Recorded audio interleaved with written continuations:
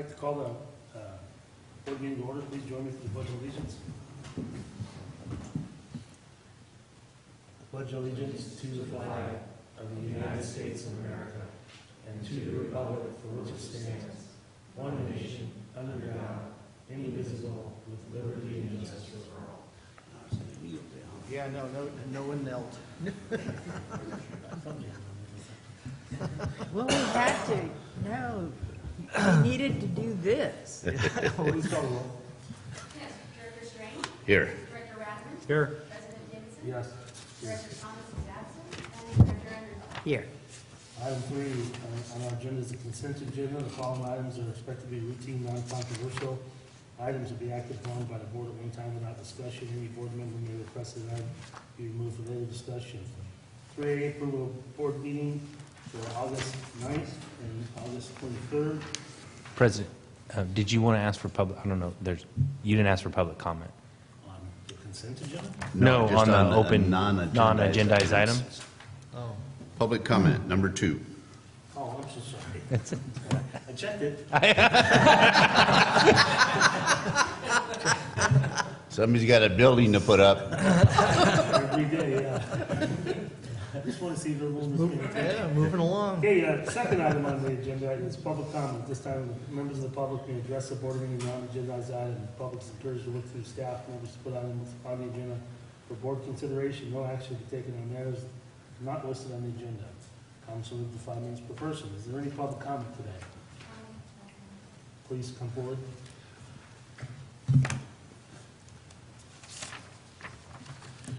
Good morning. Thank you for allowing me the opportunity to speak at your board meeting. My name is Jill Bear, and I'm a 16-year resident of Calaveras County. I own 2 homes in Arnold, one of which I've lived in for the past 16 years, and the other that is a rental, which I've known for 5 years. I've been in the property management business for the past 11 and a half years and have owned my own property management company for the past 8 years. I believe I have a unique perspective as both an owner and a property manager, and I hope to highlight to your organization some defects in your current company policies. Allow me to share a brief version of my story. My daughter, who has been a tenant of my rental home in Arnold, allowed some people to stay at the rental home for what was to be a few months until they found an available rental for themselves. After a few months, they stopped paying anything towards rent or utilities, and she became burdened with supporting 4 additional people, which she couldn't afford. This became my problem ultimately, and I provided them with a 30-day notice to vacate. My daughter found another place, but the guest decided they weren't leaving, and they became squatters. I spoke with your organization in early July regarding the matter. My daughter could no longer pay the water bill, and I elected also not to pay it, given the lack of rent and the damages that I have personally incurred. I went to an attorney, and the eviction process was initiated. Because neither of us was footing the water bill for them any longer, eventually the water was scheduled to be turned off in August. An employee of CCWD, who had the address on their shut-off list and knew my daughter personally, called her to verify that she in fact wasn't able to pay and reiterated that the water would be shut off that day. My daughter explained the situation and gave the green light for the shutoff. Sometime between this conversation and when the water was to be shut off, the mother of the squatter, who, by the way, was not even living in the home, called and spoke with your customer service department. The caller was allowed to short pay the water bill and also asked them to waive 2 fees on their behalf. She knew from experience the minimum that she needed to pay to prevent water shutoff because she herself has been evicted numerous times in Calaveras County. This meant that a $40 balance was left for me, the owner, and the squatters continued to remain in the home with water. As a side note, my daughter tells me that when faced with the water being turned off on several past occasions, she had called and asked about short paying. However, this was never offered or allowed for her. September rolls around, and of course there's another billing, and of course the squatters still refuse to pay anything. Unfortunately, the eviction process, which takes 2 to 3 months, is still in process. These squatters are still running up bills and not paying rent or utilities. I called on the 20th of this month to pay the current water and sewer bill myself, knowing that they will be removed in the near future, and I didn't want to incur any further fees.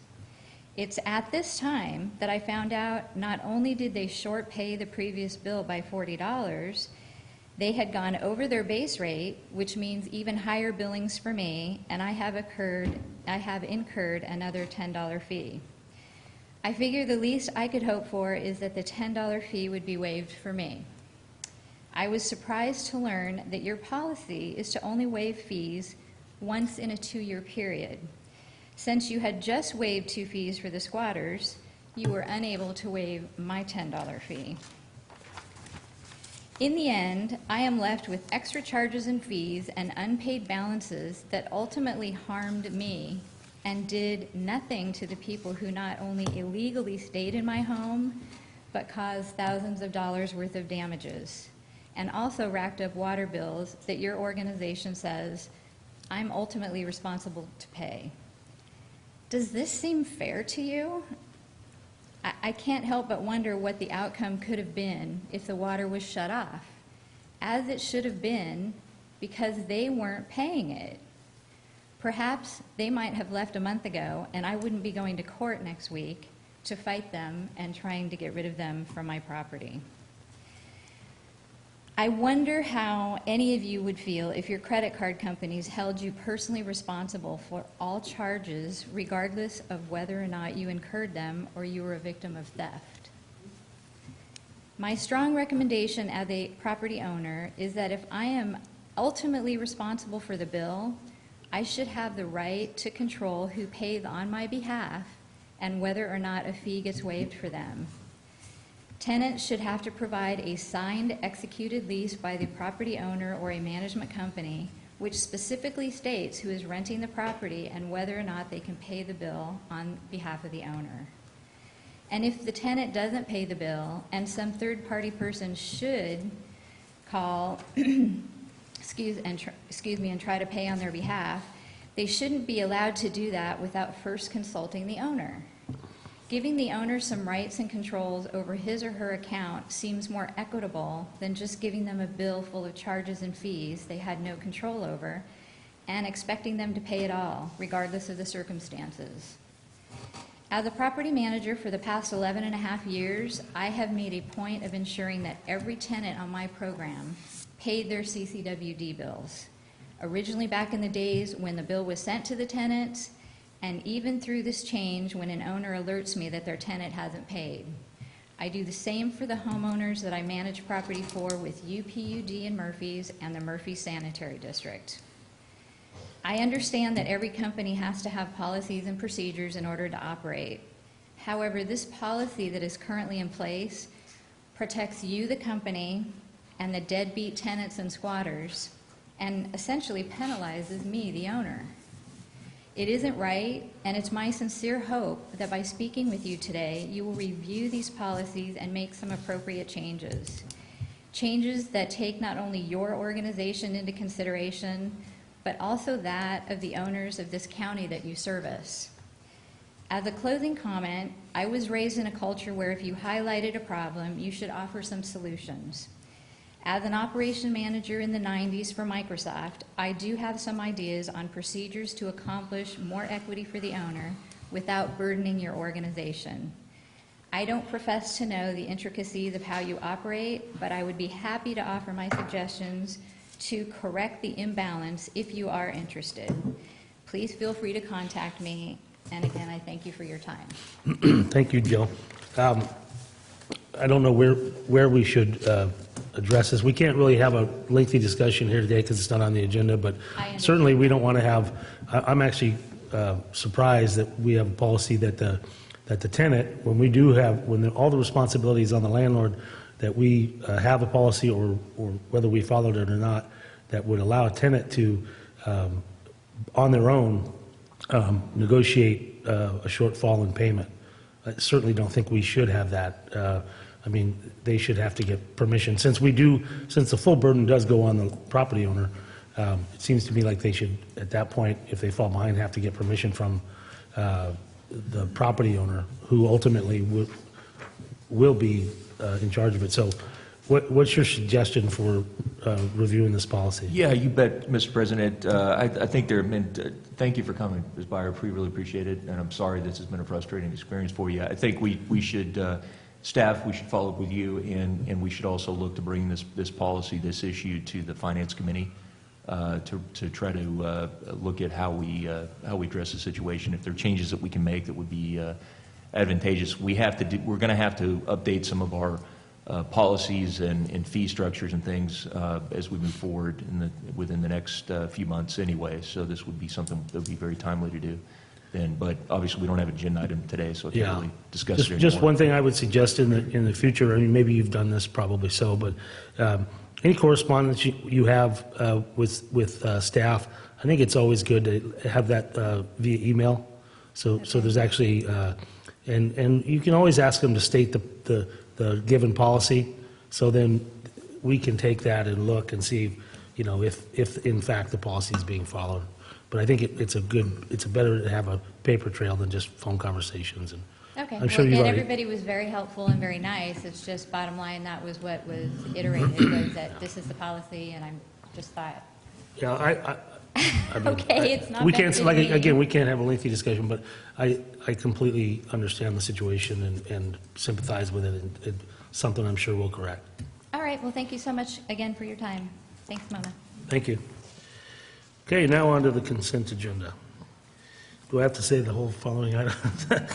Following items are expected to be routine, non-controversial. Items will be acted upon by the board at one time without discussion. Any board member may request that an item be removed for later discussion. 3A, approval of minutes for the board meeting of August 9th and 23rd. Review of board directors' monthly timesheets for August 2017. Approval of ratified claim summary number 546. Quarterly engineering report, and I thank you for putting that on there. And 3E, discussion action regarding amending Board of Directors Policy Handbook, number 5010, Board Meetings Policy 5020, Board Meeting Agenda. Do I have a motion? I'd like to pull item 3D, 3B? D as in David, Okay, or D as in Davidson. okay. I'll answer to either one. I call for the approval of 3A, 3B, 3C, and 3E. Second. Okay, we have a motion and a second for 3A, B, C, and E. All those in favor signify by saying aye. Aye. Aye. Opposed? The motion carries. Terry, item 3D. I think there's a few typos and whatnot, and it looks like the people that I wanted to ask aren't here right now. I've asked for Charles to join us, so he's coming in. If that's who you would like to speak with, Yeah. Director Strange.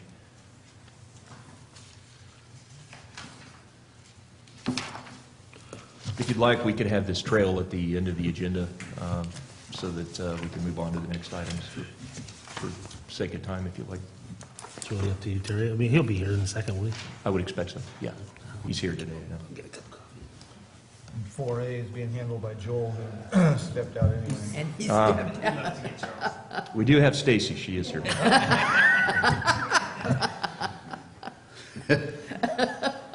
Stacy, on the stream bed alteration permit.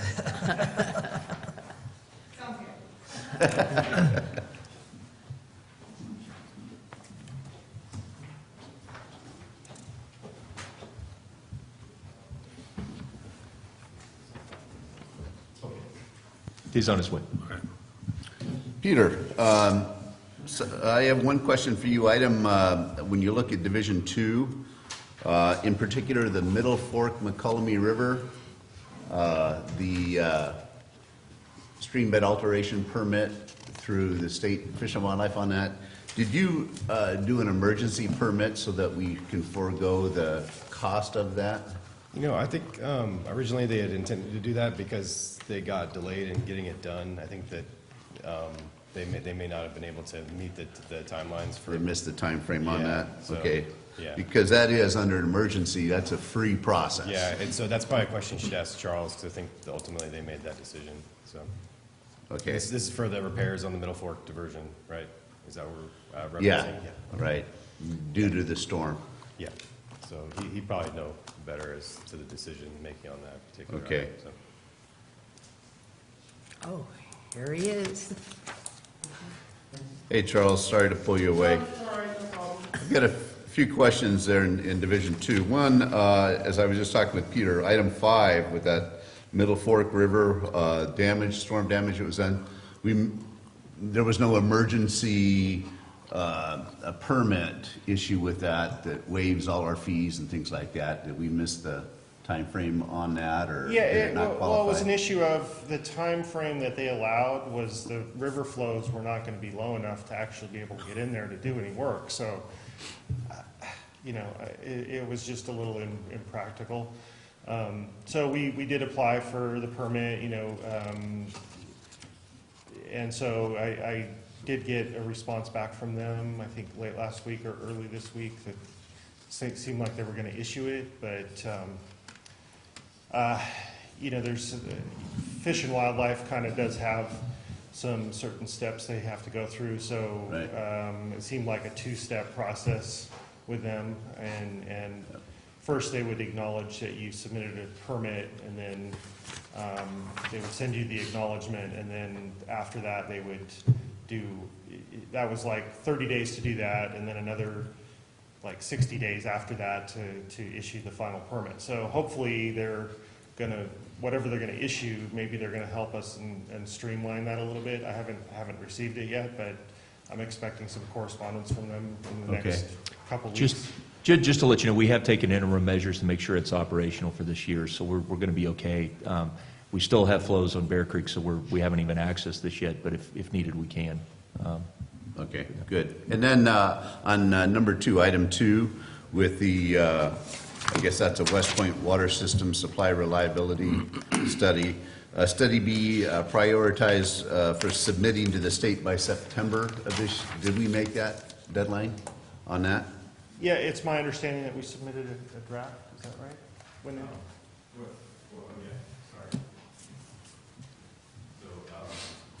Study B, a draft was submitted to the state, is that what you were asking? Yeah. Yeah, and so they do have that, but Good. once, we'll talk a little bit today in my presentation about where we are with an update on that, and sort of the next steps too as well. So Okay. And then on the 3rd, I assume it's a typo where it says Study B would report to be posted to CCWD website September 7th and to be presented at the August 27th board meeting? Yeah, that's today. September? Yeah, Okay. yeah, thanks. I have no further questions. I'd like to make a motion to accept item 3D. Thank you. Okay, thank you. Second. Okay, we have a motion and a second to accept item 3D. Any other public discussion? All those in favor say aye. Aye. Opposed? Motion carries. Okay, new business, 4A, update on Paymentus Auto Pay Incentive Campaign.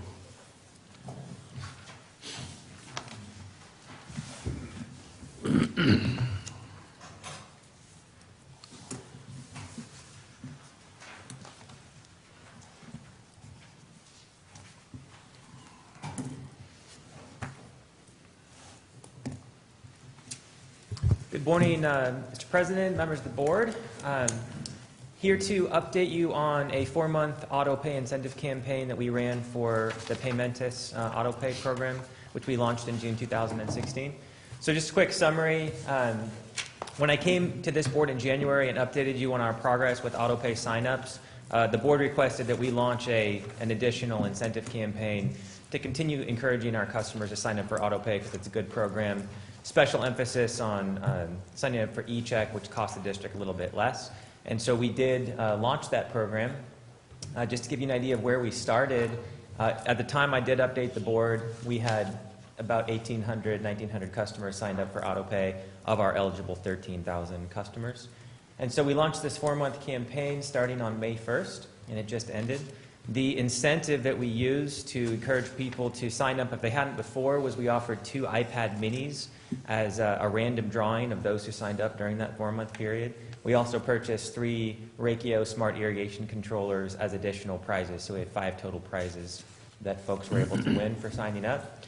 We publicized this campaign by including the bill insert you see on the right side of the screen there in everyone's bill, all of our customers. We also did website and social media posts, Facebook advertisement. We worked with local media to get this in the newspapers and on local websites. We put flyers around the communities. And our customer service department spoke with anyone and everyone on the phone and who came in and let them know about the campaign and encouraged them to sign up for AutoPay through Paymentus. The final thing we did is we worked directly with Paymentus to send targeted emails to all of our customers. We got those email addresses from what we had in our Springbrook system, which we've had for many years. We also use the new emails that we've gotten through the Paymentus system. Anytime anyone pays a bill using Paymentus, they have to provide an email address. And so we had thousands of additional email addresses. We didn't overwhelm people or spam people with these emails. We simply just sent an informational blast out to them. And if anyone said they didn't want to receive these emails, we took them off that list. So what were the results of this? We were able to get 433 new customers to sign up for Paymentus AutoPay over that 4-month period. So you can kind of see a line. It was pretty consistent from May through August. In terms of what the numbers look like, there are two different types of sign-ups. One is you can sign up for an account with Paymentus, so you can pay your bill online using a one-time payment. Then if you take it a step further, you use that account to sign up for AutoPay. So in terms of the customers who actually have the account that allows them to make the one-time payments online, we have 55% of all customers are enrolled in the AutoPay system. 1,000 new customers created a new Paymentus account since January 2017. With the 433 increase for AutoPay signups, we now have 2,503 customers signed up for AutoPay. So of our 13,000 customers, 19.3 are signed up for AutoPay. 21% increase is really, really good. We're very, very impressed with that, and Paymentus has kind of compared us to like agencies. They're very impressed with that too. So we're in a good place. What did it cost us to get these additional signups? Well, if you take the 2 iPads that Paymentus donated at $570 each, we take that out of the equation. We did have some printing costs, $900 to send the bill inserts out to everyone. And we also had our Wakio irrigation controller. So about $1,500 is what we put into it, not including staff time. I certainly put many hours into this program as well. So per AutoPay sign up, we're looking at about $3.39 for each customer that signed up if you just look at the hard costs. So how do we compare to other agencies? Across California, people who use Paymentus have about 11% of their customers signed up for AutoPay. If you look across the entire nation of companies that use Paymentus, they have about 9.5 of their customers signed up for AutoPay. And after this campaign, we're sitting at 19.3%. So we're ahead of the game, doing really well. We're the #2 company in California for percentage signed up for AutoPay. In the nation, the best performing company has 30%. So that's kind of our next goal, is to get between 20 and raise it up to 30%. This is just kind of a graph that shows in California where CCWD sits. You can see the number of customers along the bottom, and then the percentage of AutoPay signups going along the left column there.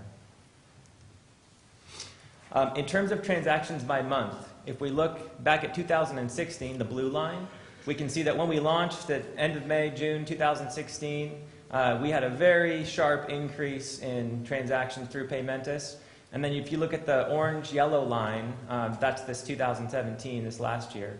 And so you can see it's held fairly steady and slowly increased to about just under 3,000 transactions per month. And if you're interested in knowing what types of payment, we have for the AutoPay, this is for the 433 new ones that we just had sign up. So 18% use their checking account to make the AutoPay payments. 76% use a credit card, 445 folks. And then 36 are using a debit card. So that's the distribution of how they're using the AutoPay system. And then if you want to know what all payments, or how all payments are being made, this is a really telling pie chart here. What we're trying to do is minimize the number of payments made over the phone through our customer service representatives. So that's the orange. So we have only 10% of all payments coming through Paymentus being made over the phone with our customer service reps. AutoPay is taking 36% of all payments now through Paymentus. And then the one-time web payment, so they're not signed up for auto pay, but they are using our website, is actually still the leading number at 37%. And then we have that automated phone system, so people can call in anytime, make a payment. 16% of our folks are paying that way. So what this is showing is that this new system, Paymentus, has drastically reduced the number of phone calls that are flooding into our front office for just a simple payment. People are choosing other methods to make these payments, which allows our customer service reps to answer more calls with a voice, not a voice message, and give better service and spend a little more time with each customer. So this is really positive. And in terms of when customers are making payment, you can see cycle 1 versus cycle 2. We're seeing more people in cycle 2 paying with Paymentus and using AutoPay. And so those are the folks that live upcountry, Arnold area. The folks on the west end of the county aren't using it quite as much. And so if we do another targeted campaign, we can target the west end of the county to try to bring their numbers up a little bit more. Back to that pie chart, do you have an idea of who the people are that are still calling in and needing and talking over the phone? I mean, where are they from, and who are they? So the folks who are calling in are folks who like to pay over the phone, and they don't want to use any other system. And they're from all over. They're generally a little bit older, or they don't trust the payment system. Some people don't want to give a credit card out anywhere. They'd like to pay over the phone with their e-check, something of that nature. Most of our folks still pay by sending a check in, though. You've seen we get about 3,000 payments or so through Paymentus. We still have 13,000 customers who need to make payments, and so most people still like to send us checks. So there's a lot more room for growth, but we have to have a comfort level, and each demographic area will have a different comfort level with using technology, trusting credit card numbers put out there online over the phone, things of that nature. I have a question. Non-payment of water bills, is this where this becomes very critical? The ability to come in and pay right before their water gets cut off? Yeah, so this actually is a really powerful tool for that. Right. We do have a cutoff, and if they miss the cutoff when they are actually going to get their water service locked off, we can actually suspend their ability to use any of these systems to pay. And so they can't sneak a payment in or anything like that if they've missed that deadline. We can suspend that account, and then they have to actually contact us. So there's no misunderstanding about, oh, no, I paid that. No, you were cut off, you were frozen. And we didn't have that ability before to do that. So this is a really powerful way to make that line very clear. So this is working in our favor? It definitely has brought a lot of positive aspects in terms of new technologies and making the customer have the ability to make an automated payment and not have to think about it, stress about it, worry about it. It's also reduced the number of phone calls we get coming into the office. So there are a lot of positive things. It still is a new system. There are always some bugs that you have to work out, and so the staff's continuing. If we face a challenge with it, we'll work through that with the company. Paymentus has been receptive to helping us with the things that aren't working. But overall, I'm looking at the customer experience, and we've stepped into the modern world in terms of what we're offering with payment options. You didn't used to be able to get a text message saying your payment's going to be drafted in a couple days, and then, yes, your payment has been drafted, and you don't have to do anything. It's all set up. It's all happening automatically. And that's why we pushed AutoPay, is for customer experience, customer satisfaction, and to automate more of this and give our customer service reps more time to give good service to people who have more complicated questions, not just, can I pay my bill? So that's really what we've gone for. Tell me, what are our average number of calls a day? I know it depends on the billing cycle and everything, but what are our customer reps dealing with? Yeah, so right now, we're actually in the process of implementing a phone tracking system, which will give us those numbers. I don't have that, but I can tell you one thing, it varies widely. So there may be a due date coming up, and we may have 100+ calls in a day.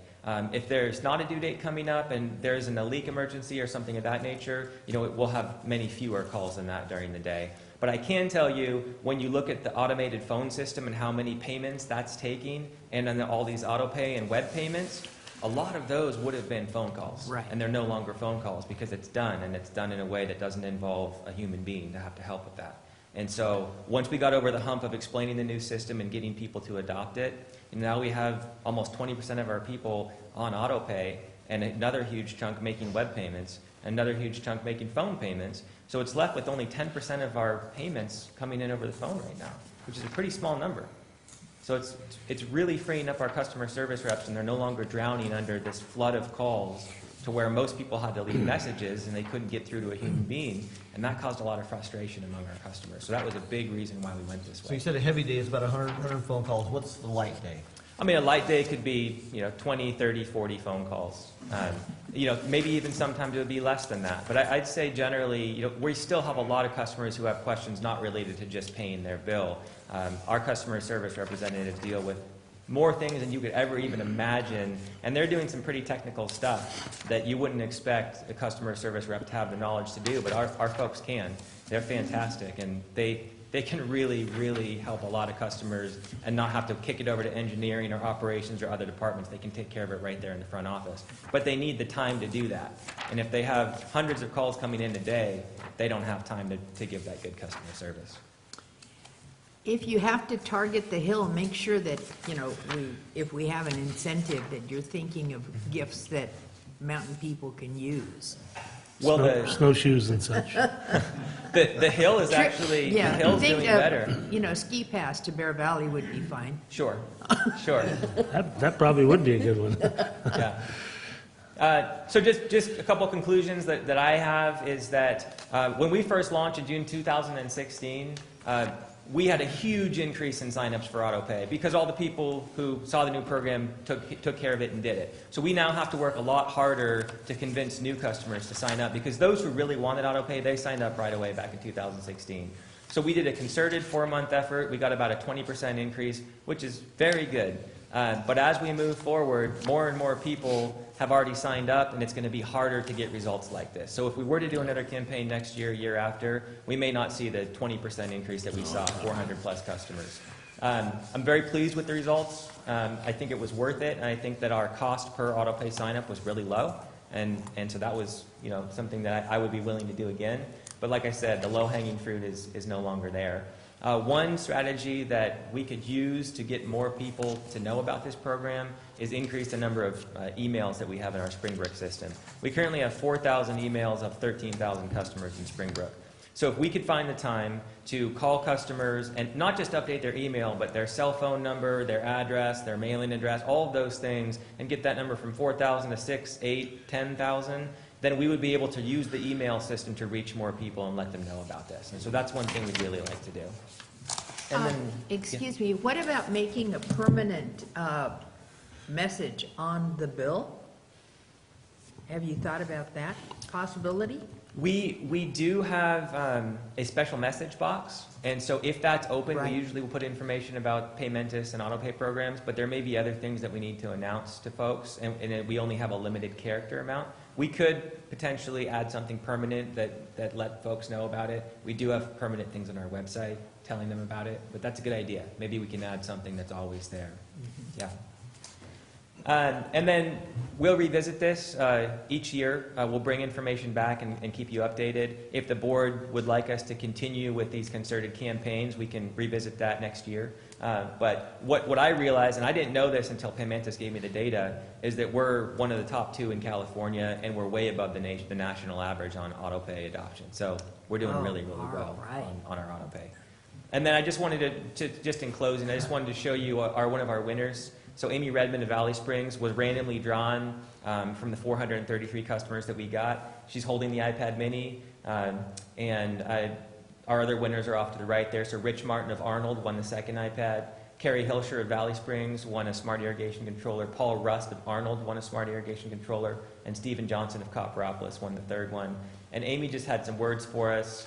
She said, I signed up for AutoPay in April. I love getting the notice in my email before the payment drafts. It's a lot less for me to worry about. I hate getting paper bills, so paperless is awesome.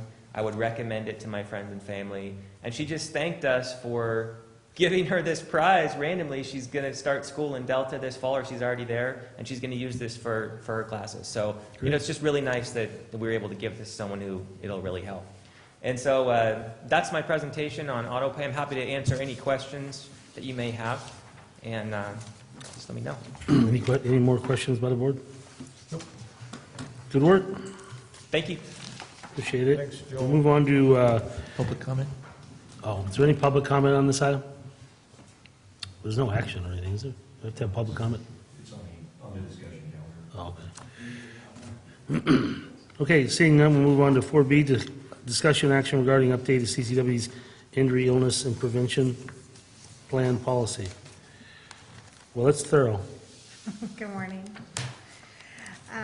Title 8 of the California Code of Regulations requires all employers to have a injury, illness protection plan, which is termed as an IIPP. The district has had one. We took this opportunity to review the current IIPP because the last time it was reviewed was in October of 2007. This was done through our safety committee, which meets at least quarterly, if not more often, depending on the topics that we need to discuss.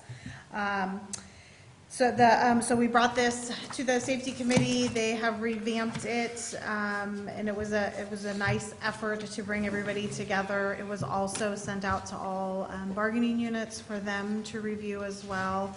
And we got back some good comments, incorporated those. You'll notice as well in the updated or the proposed IIPP, we have a chapter 9, which is required safety practices. And we are going to be working with the safety committee on that. Those practices are more like practices and procedures when you're working out on the field, and those won't need to come back to the board, but those will be reviewed. Such things as confined space, fall protection, and our procedures that go along with that in the field. That will be working through the safety committee and employees as well. So we will be updating all of those or adding new procedures that we may have not had in writing previously. Stacy, maybe if you could just give just an introduction to the safety committee as far as representation on that or participation, that it's a, the fact that it involves employees across the district. Right, so we have our director of operations as well as our plant operations manager who participate in that. We also have 3 representatives from the field that we try, and every couple years we try and change those employees so that we get good representation from all departments within the district. And they bring ideas. We discuss any injuries that happen within the district and go through ideas to make the workplace safer. And currently we have, I think we're like 7 employees that participate in the safety committee. How often does that committee meet? We meet at least quarterly, depending on what's going on. When we were going through this IIP, we were meeting monthly, but we do meet at least quarterly. Thank you. The safety committee has had a, immediate or direct impact on the number of OSHA complaints? We have not had an OSHA complaint since 2000 and no, the 2013. A long time ago. The full code. That's Yeah. wonderful. That is, because I remember just a few years ago, remember, gentlemen, we were really being hit by OSHA. We've got a lot less workers' comp claims, too. from what I Uh-huh. understand. Bertha, you look so far away over there. Scoot on over. No, and I think that's, because it's a group effort, and I think that's wonderful that, we are one of the safest agencies around, sounds like. Well, the work that our employees do is inherently dangerous, so, that having a constant reminder of looking at things through the lens of safety is, critically important. I've just made a note to myself that I really want the safety committee to weigh in on our CIP plan development for this next year, in the particular R&R projects, through the lens of what projects are the highest priority to improve the safety. We have some electrical safety issues that we're addressing Yeah, I with know we have that ARC. the arc flash Yeah. study, but and the lift station improvements as well. But I think that's, we need to really further empower them to continue to do good work in this area. So I'm here today to ask the board to rescind the previous IIPP, or the current IIPP rather, and adopt the new IIP unless you have any other questions. Are there any other questions from the board? I'd like to make a motion to move for acceptance of the new injury IIPP. Do we have to do the rescinding first, or you asked for two things? It's all one? part of one resolution. Okay. I'll second. Okay, we have a motion by Director Radam and a second by Director Underhill. Is there any other discussion by the board? Any discussion by the public? Secretary, please call the roll. Director Strange? Yes. Yes. Director Underhill? Yes. President Davidson? Yes. All right, thank you, Stacy. Thank you. Okay, 4C, update on Calaveras County McCollum River long-term water needs study. I need to read the plan.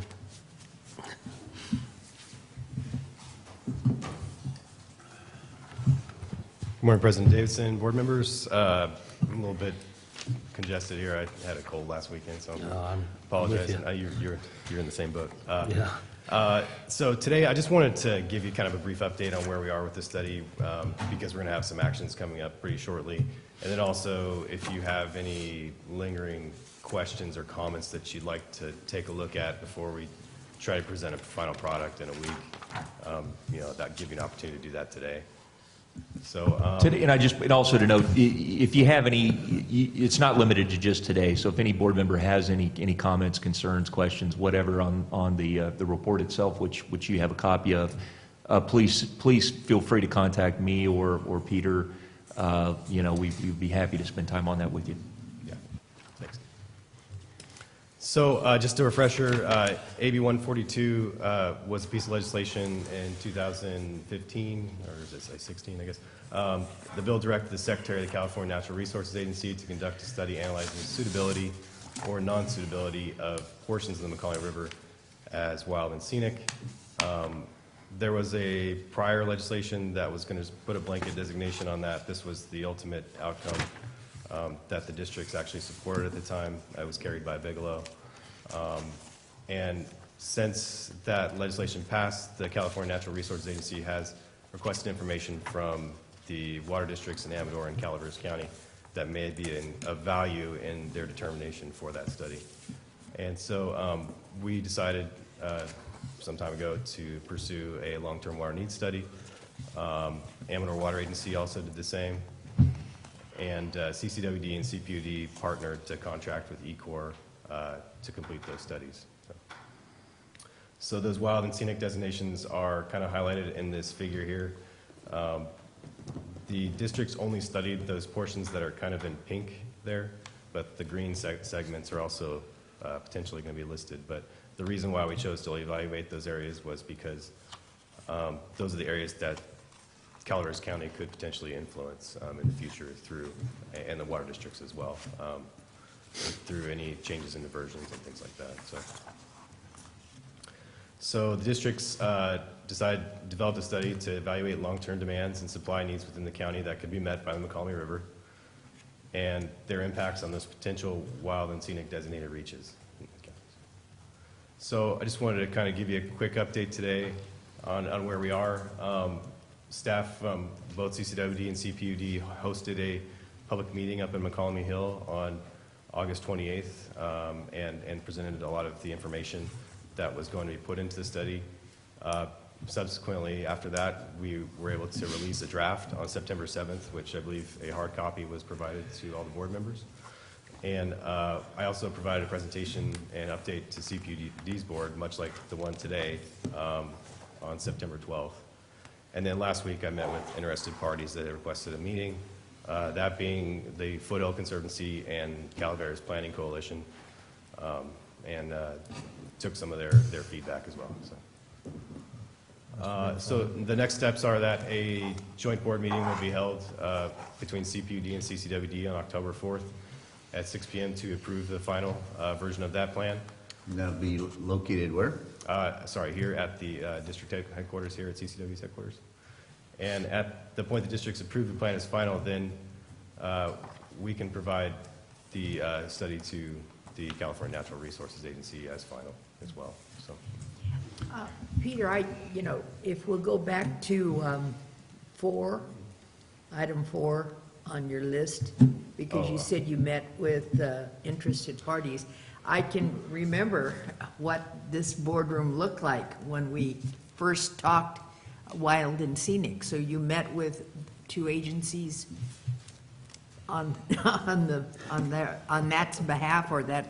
Yeah, and, there was some agreement on some language that could satisfy some of their concerns. A lot of their concerns are just, we agree to disagree. And then I believe that actually today, they forwarded on comments on the study to the board members as well.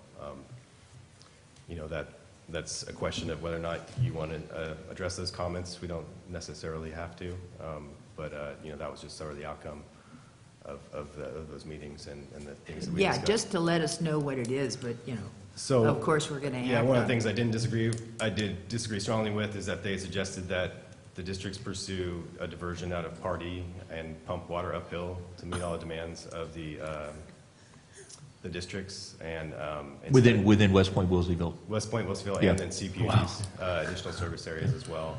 And they felt like that was a environmentally superior alternative to a reservoir on stream. So I wasn't willing to look at that as an alternative in this study because I didn't think that, well, first off, we have no idea what East Bay Mud's operations are like or whether or not they'd be willing to partner in that, something like that. I can tell you right now. Yeah, and The answer is no. yeah.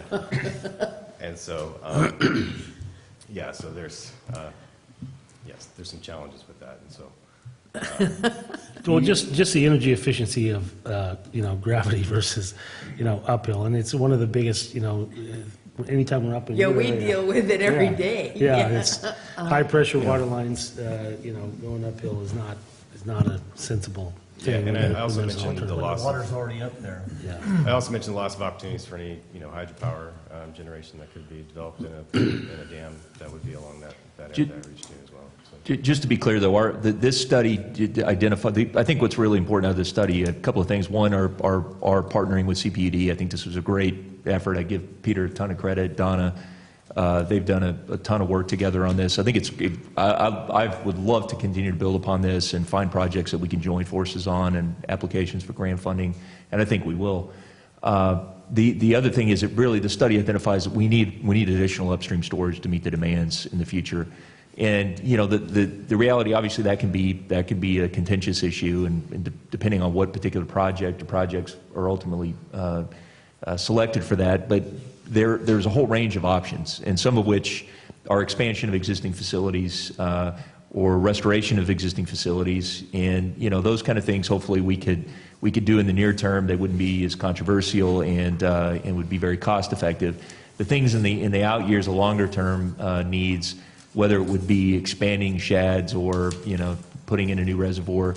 Obviously those are more complicated issues. There are a lot of environmental issues that would have to be analyzed as part of that. We're not trying to make a definitive determination of what project we would go after. We're not saying, hey, we're going to launch into a design or construction of a new on-stream storage project. We simply are identifying the need, and what's critically important, we're saying whatever happens on designation of wild and scenic doesn't prevent us from finding some preferred superior alternative in the future to meet the demands, the needs of the community. Because as we all know, wild and scenic is a designation in perpetuity, and that's why we're having to look at our demands all the way out to build out.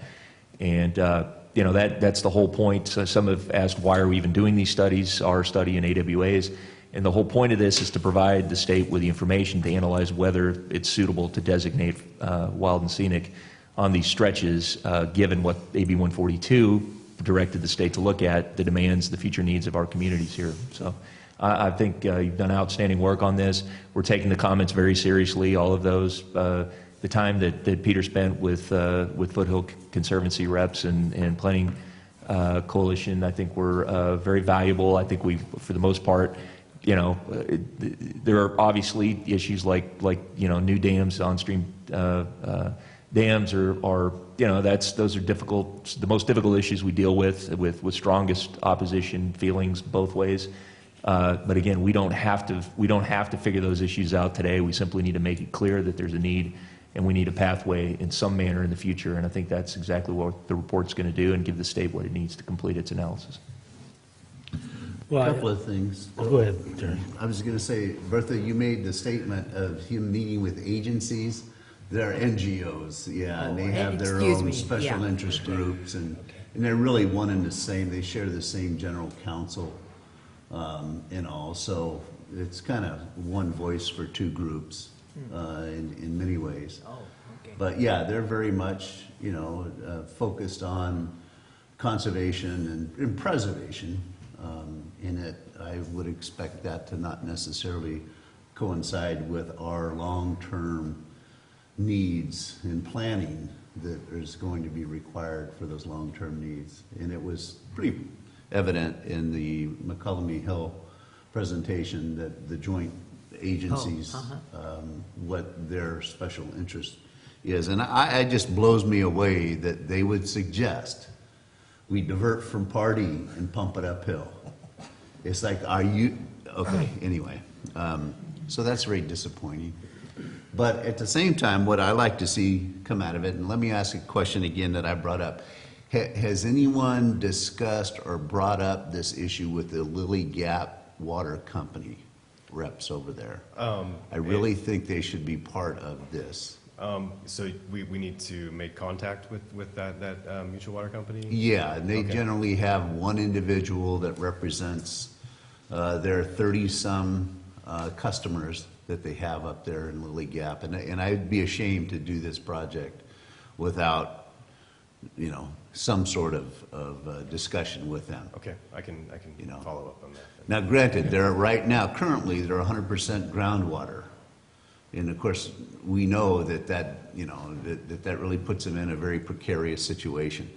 And so I think it's really important that we look at maybe providing to them some backup, a second source of water if and when needed, thinking long-term. So, and I'll see if I have the correspondence from the individual. It was about 3 years ago that I met with that group up there. They reached out to me and wanted me to, come meet with them. So we did that in their board meeting. I'm also encouraged that we're discussing Forest Creek. That's an old water right that kind of was put back in the shelf and forgot about. And I really appreciate the fact that you brought that back out from the cabinets and all, and we're discussing that because I think that's an important potential water right, for us. And the idea of Wilson Reservoir, and really we need to make a decision on what we're going to do with that potential liability. We fix it and it becomes a great amenity for both us and the public up there, or we take it out and deal with the consequences associated with that. And there's been some folks that have reached out about some meadow restoration and some a few projects like that. It's partly on Forest Service land, the water right challenges and all. So that's great with that. And let me finish my statement once again saying we currently do not have enough supply up there to meet our customer demands. Okay, that's why we have to buy water from CCWD, and that's worked out great. But we have to remember that, and that's what I brought up, brought forward in our meeting in Oak Hill. And they have recognized that because I've been so vocal about it. So that's part of at least what I consider my job in future planning, is to increase our water supply up there for our customers.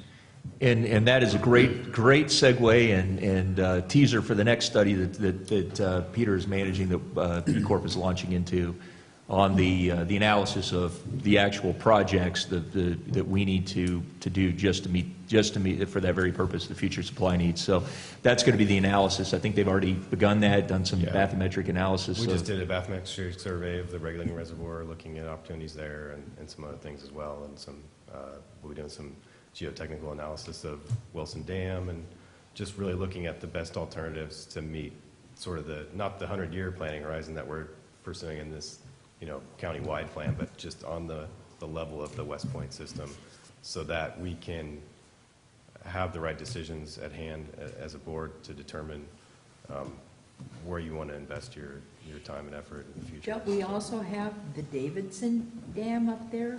Jeff Davis. Jeff? That's CPUD's Oh. dam. Yeah. So, yeah, Jeff Davis Reservoir. Yeah, Jeff. Jeff in Davis, Railroad not. Flat. Peter, what is the timeframe on this, I'm this next study? down with When do renaming you it, expect to be back with some information? I'd like to wrap it up before the calendar year. We're working hard, and Castle is a sub-consultant, and they've been doing a lot of the engineering work behind that. And they do have some familiarity up there with some of the prior work that they did on Bear Creek and in other places as well. So, ECOR is managing Castle and their work as well, just under the scope. But I think we're getting some momentum on that, and it was just getting across the finish line, and this took a little longer than I anticipated. CPUD has limitations on their availability for staff and things like that. So, really moving forward on a draft took a little longer than I anticipated. So. And just lastly, did I hear you right in that so far our Bear Creek supply has provided us with all the water up there? Yeah, That's- we actually brought the regulator down recently and did some maintenance, pulling out tulies, and then actually it's still flowing pretty good. They've been bringing that kind of. Good. That through, so. Yeah, water's still flowing good up there. Did I understand that we're looking at all service areas to see if we have adequate water? Yeah, so this study will look, I actually have some backup slides if you're interested. We looked at the existing service areas. That would be West Point for CCWD. And then, you can see Wallace down there. Wallace is on groundwater, but. Valley Springs is on groundwater. Yeah, and then in Valley Springs as well, yeah. And then we also expanded it to look at other opportunities on the West County. That would be Wallace, Burson, and Valley Springs proper. 'cause And then we- also some yeah. redundancy for the Jenny Lind system as well. Yeah. So, Yeah, we're just hearing the tales again, still about our water and how many customers still have to go. Yeah. And one of the comments that I heard loud and clear by the NGOs was their concern that we use McCullough River water for our, far eastern communities, including Valley Springs and whatnot. But, at the same time, that's, water that's very adjacent to our system. And so they seem to have a lot of comments. And I Well, think my comments are this, the people that are going to respond to this are basically won't support anything that's growth inducing, that's the meat of their organizations is to stop growth and anything that's growth inducing like, additional water supply. But I truly believe that what we represent here is we should be here supporting the Calaveras County's new general plan with a water source to accommodate it. Yeah, And that's what. and that's the whole area. I mean, we're going to be outnumbered in responses, but I hope that we make it very clear that we're not just representing, our point of view on this thing, but we're actually preserving every property owner's ability to, to enjoy their property with water, with our water rights. And, we spoke a little bit about this at our joint meeting with the Board of Supervisors Executive Committee, but I certainly want them, to add that to the agenda, them supporting our comments in regards to mirroring their land use map with our future water needs and why that's so important to all the property owners in Calaveras County that could be served off that system.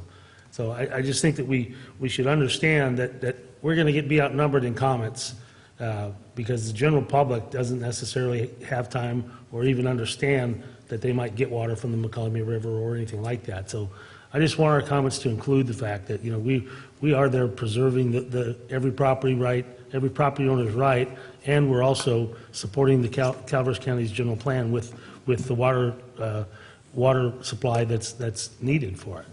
So I think it's that very what- important yeah. that we. So that what you're saying is the water projections make use, or we use the draft general plan in our water projections. Correct. And I know we've been doing that. yeah, we ended up using it for areas that weren't, so for the urban water management plan for CCWD's areas, that was easy to just apply those numbers. But for areas that are outside of existing uses, we applied some methodologies based upon the most recent update of the draft general plan, so. All right, is there anything further from the board? Is there anything else that you want to add?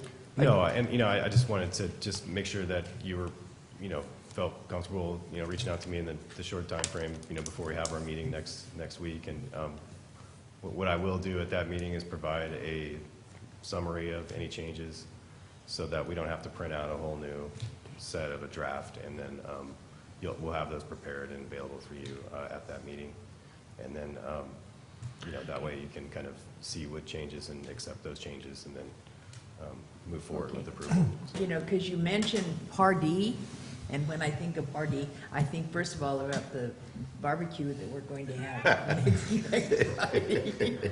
And we can tell them how we want to put in that new diversion, the new Right. pumps Yeah. at the Pardee to pump it back up. Yeah, there you go. Yeah, let's have Bertha stand up with Yeah. that and Yeah. give a report. Well, what we Hey, did, I was just going to note that one of the really important other things of this study is it really tries to look at it in a really creative, thoughtful way at how do we best maximize, if we're able to have some future partnerships with East Bay Mud, which I think we've had discussions in the past as part of some of the future planning, to be able to access supplies out of Comanche, and if we could use that in tandem or Pardee, but use that in tandem with the supplies that we have out of Hogan to best meet the needs for municipal and ag supplies. So, given that there is, there's a difference in water quality, source water quality out of the McCollum that would be maybe advantageous to look at using as for future municipal supplies, and then really relying heavily on the Hogan for ag demands in the future. So I thought that was a great issue that was brought forward in the analysis, and I think we're going to have it's a really good point for us to have a conversation with them. And we've already had some of that in the past, but I think to really look at it in that way. I did want to say, thank you, Peter. Did a great job. This is a good project with a lot of collaboration with CPUD and others. It was with the time crunch and the time frames that we had to meet.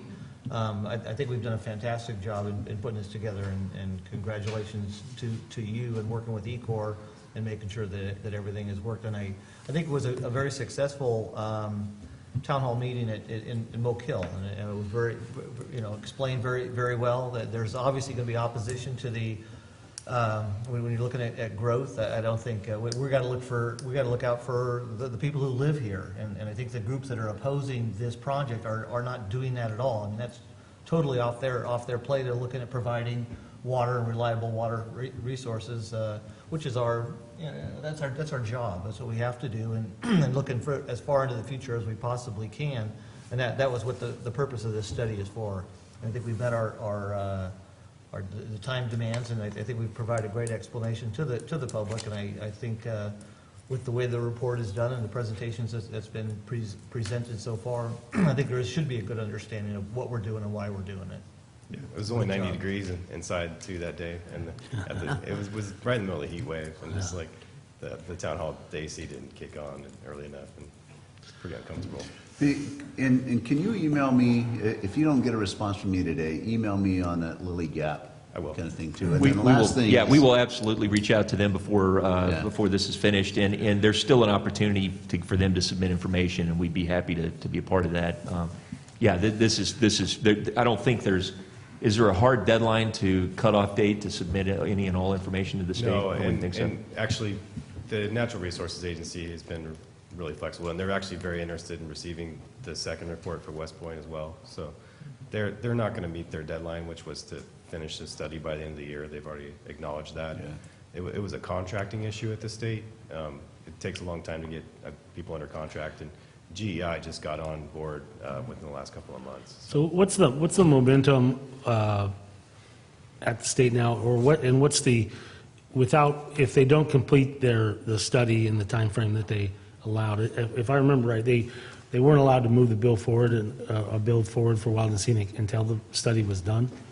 I mean, so does this delay that, and is there still the momentum supporting this, or legislatively? Because I mean, the last time we had Bay Area people basically, bringing this bill forward to do Wild and Scenic in our service area and county. $11.99. Yeah. I'm just It's- curious as to what the momentum and timeframe is like now.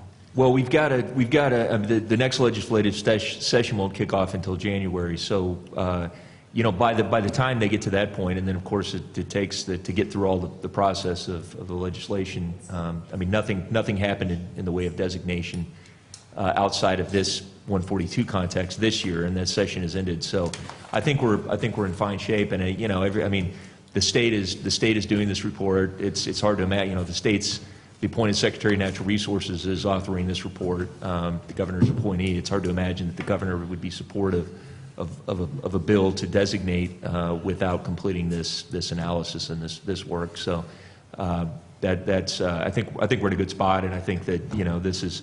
I'm glad to know that they're going to take a little extra time to get it right, and not try to rush it to get done at the end of the year. Just to note, Phil Dunn, who's the principal at GEI, who's doing this report for the Secretary of Resources, was at the meeting, at our town hall meeting, and was very appreciative of this information that we're providing, and thinks it's going to be very helpful to their work. So.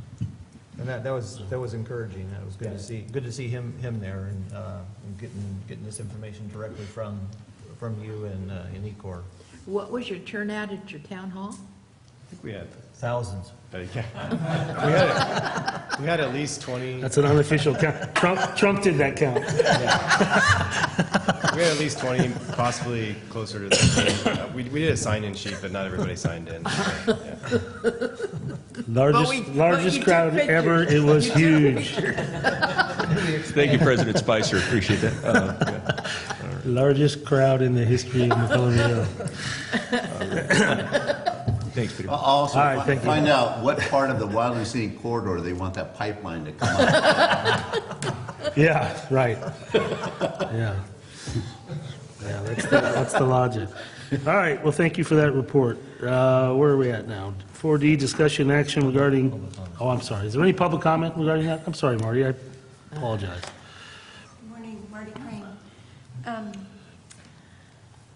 I'm not quite sure where to start. I'm a bit dismayed, disappointed that we would, well, first of all, Director Strange, I don't want to put words in your mouth, but you just said something that I found distressing. You were talking about these other two groups like they're one voice. Well, first of all, I am a member of the Planning Coalition, and we may agree with a lot of the things that Ebbets Pass Forest Watch thinks, but we do not speak with one voice. We didn't talk about Evans Pass Forest Watch. You were talking about, excuse me. You're right, and I didn't word that correctly, and Okay. I apologize, Marty. Thank you for bringing that to my attention. I just wanted to clarify that's not just two, like multiple voices saying one thing, like two agencies, no. If they speak and the commission or the coalition speaks, it's two separate opinions. So there's that. And then also, you said something to the effect that preservation and conservation is their total focus or something like that, and that is not our focus. And I'm going, wait a minute. This water system belongs to we the people. You are here to direct it. And I feel like I'm hearing the words here, first do no harm. Well, anything we do is going to harm something. We get that. There's balance and give and take. But I think it should totally be a major focus of our processes and our plans and our decisions moving forward to try to do the least amount of harm to the environment as we can if we are going to protect the quality of life. And I guess lastly, I just want to say that when I was very disappointed to see, and I know that in my heart, I know that you would not intentionally want to make fun of people who are not in the room because they're not here, and you can roll your eyes and make jokes and make light about it, but if they are just as passionate, all the other people that speak and provide their comments to you, they are just as passionate and many times just as experienced, sometimes maybe even more, as you individually. So to treat them with anything less than total respect, I think is disappointing and does not move us forward to finding common ground and solutions, because we need all the voices at the table in order to come up with the new ideas and the solutions and how we move forward to get to where we need to be. And so I'll just leave it at that, but thank you for the work that you do, and know that I voted for a board that will manage our water, which I am not an expert at, and our watersheds. I mean, it all comes together, and but also with an eye on protecting the environment, because that's what supports it all. So anyway, thank you very much. Marty, I have one question. Who's the general counsel then, or who provides legal advice to the planning coalition that you're a member of? Tom Infacino. Okay. And do you know who is the legal counsel or does the same for Foothill Conservancy? I don't know. I believe it's Tom Infacino. Well, it may be. Okay. It may be, but the group makes their own decisions. Okay, thank you. It just keeps us from falling off the cliff or in the ditch. Anyway, thank you. All right, thank you, Marty. Okay, any other public comment? Good cross. Okay, Excuse me. I'm sorry. Oh, so, good call. Caught her on that one. No, that's not what he said. That's- That's not what he I'm said. sorry. I'm feeling just a little sensitive on this, you know, so, anyway, thank you. all right, where were we? Okay, now we're going to move on to 4D, action regarding 2017 water and sewer funding reduction plan.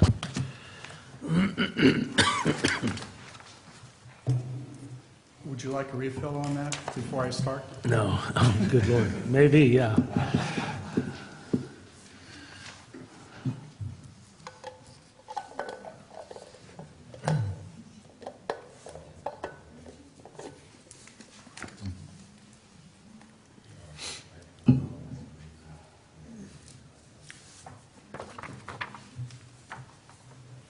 Good morning, Mr. President, members of the board. This item before you today is a continuation of our analysis and cost of service study. Unfortunately, there's many steps and many process, or within this process, that requires some outreach and some direction from the board. So I know this gets old and tiring, and I repeat myself on occasion, but this is important, especially because as we go through this process, we need to make sure that we have done our best in outreach to the community. You know, they may not be here today, but they do view the video. And we show that, especially under the Prop 218 guidelines, we're following the process, and there's no possibility of challenges for this. The other part is to get your direction. And that's where I am today, or we are today. We're going to, at the end of this presentation, we're going to ask your board for direction in giving us what I call a funding gap reduction target, which is basically how much are we going to allocate this reduction to cost reductions, and how much are we going to look for additional revenues. And then we're also going to ask for your board to authorize HDR to continue on with phase 2 of their contract. Going back to when we actually approved this contract, we did it in 2 phases. One, the financial analysis. Once we got your board to approve that, the next phase is the meat of this process, the cost of service study and rate design. But we weren't going to prejudge ourselves in saying we needed to go ahead with that phase 2 until we got to this step, because we need to give them direction. So they're basically on hold right now, waiting for our direction to move forward with phase 2.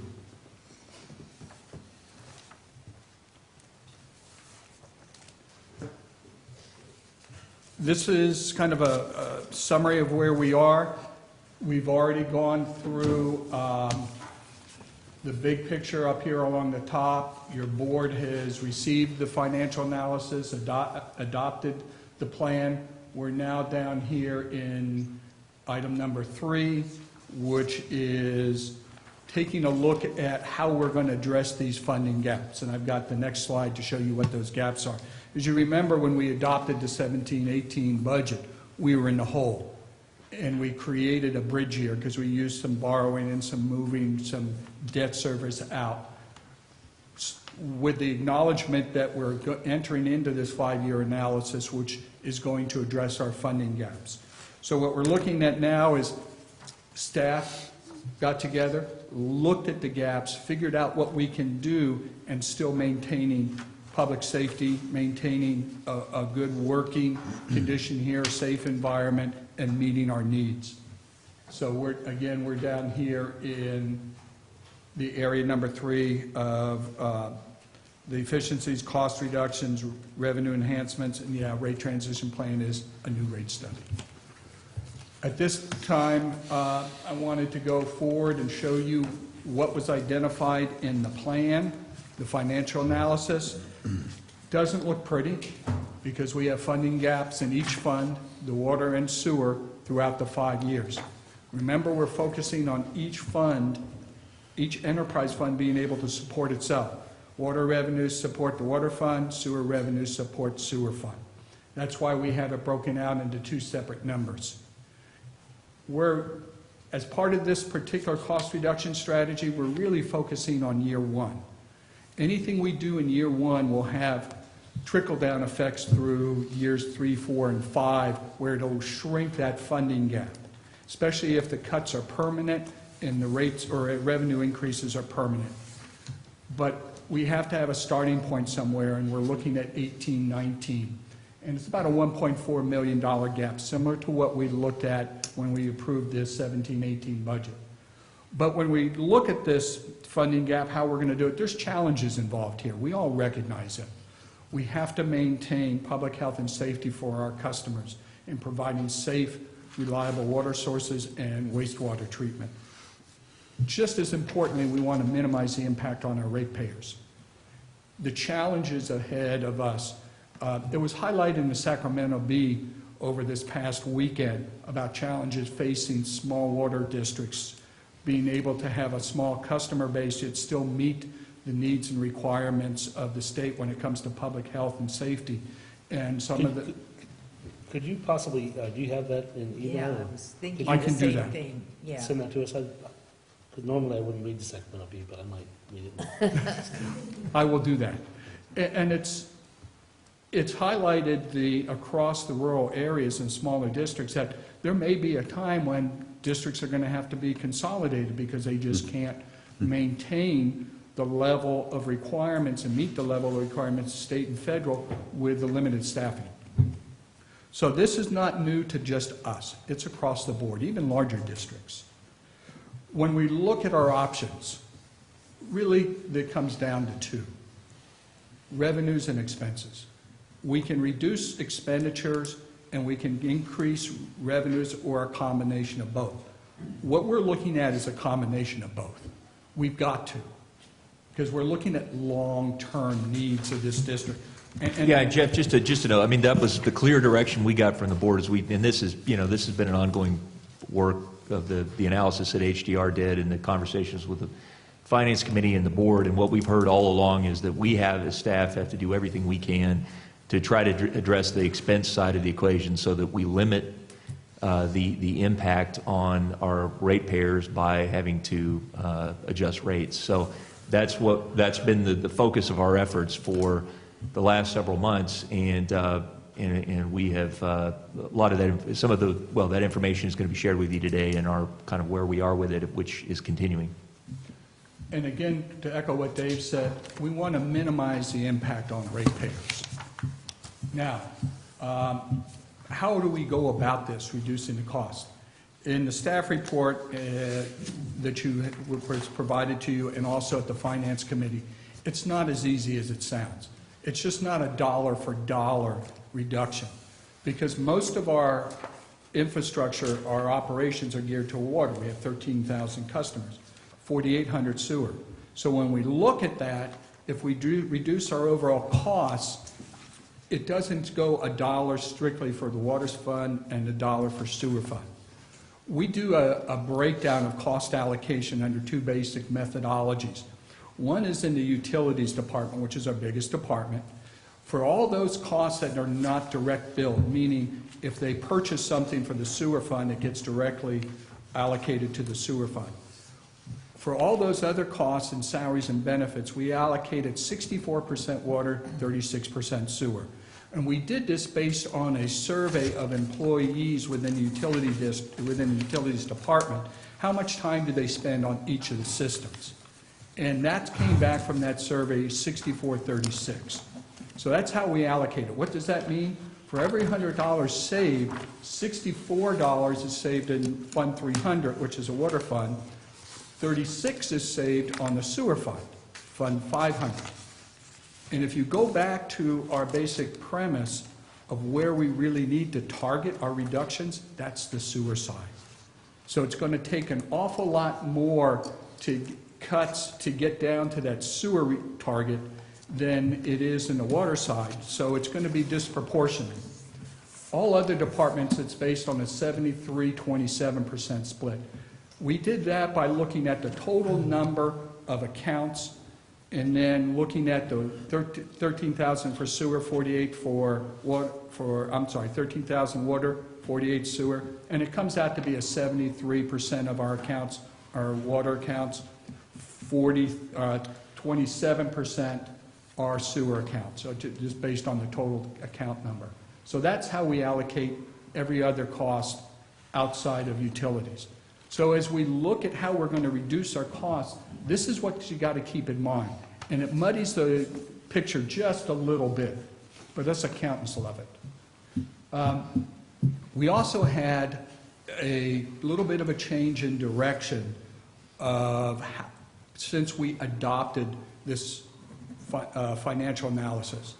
Anytime you do projections, anytime you do future planning, it's always going to be fluid, and it's always, you have to be able to be reactive to that.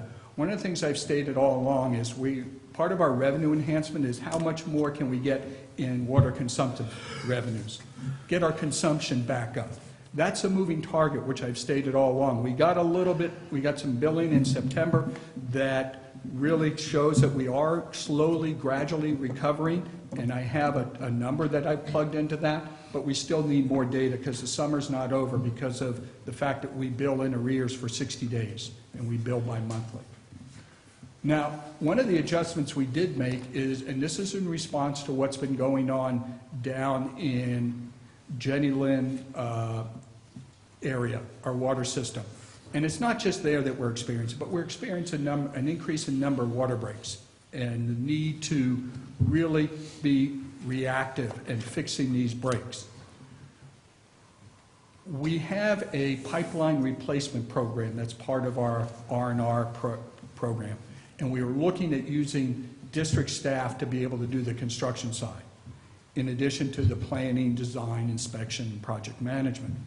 The problem with that is, to do it safely, it's very difficult to have a three-man construction crew doing the work when you have to have flaggers and go through certain areas. It's also very difficult for our distribution crew to fix repairs when we have to have flaggers and be able to do this work. So we're falling behind, we've been falling behind on both. The proactive, which is the replacement of the pipeline, the reactive, which is fixing the leaks that we're having. So we've taken a different approach working with utilities department. What we're going to be doing is reallocating some of the utilities staffing to really focus on the reactive side, fixing leaks, what we can do, make sure we have adequate staffing to fix them, the safety side and everything else. What that means, though, is we're going to have to look to the outside for the construction phase of these R&R projects to make sure we stay ahead of the game.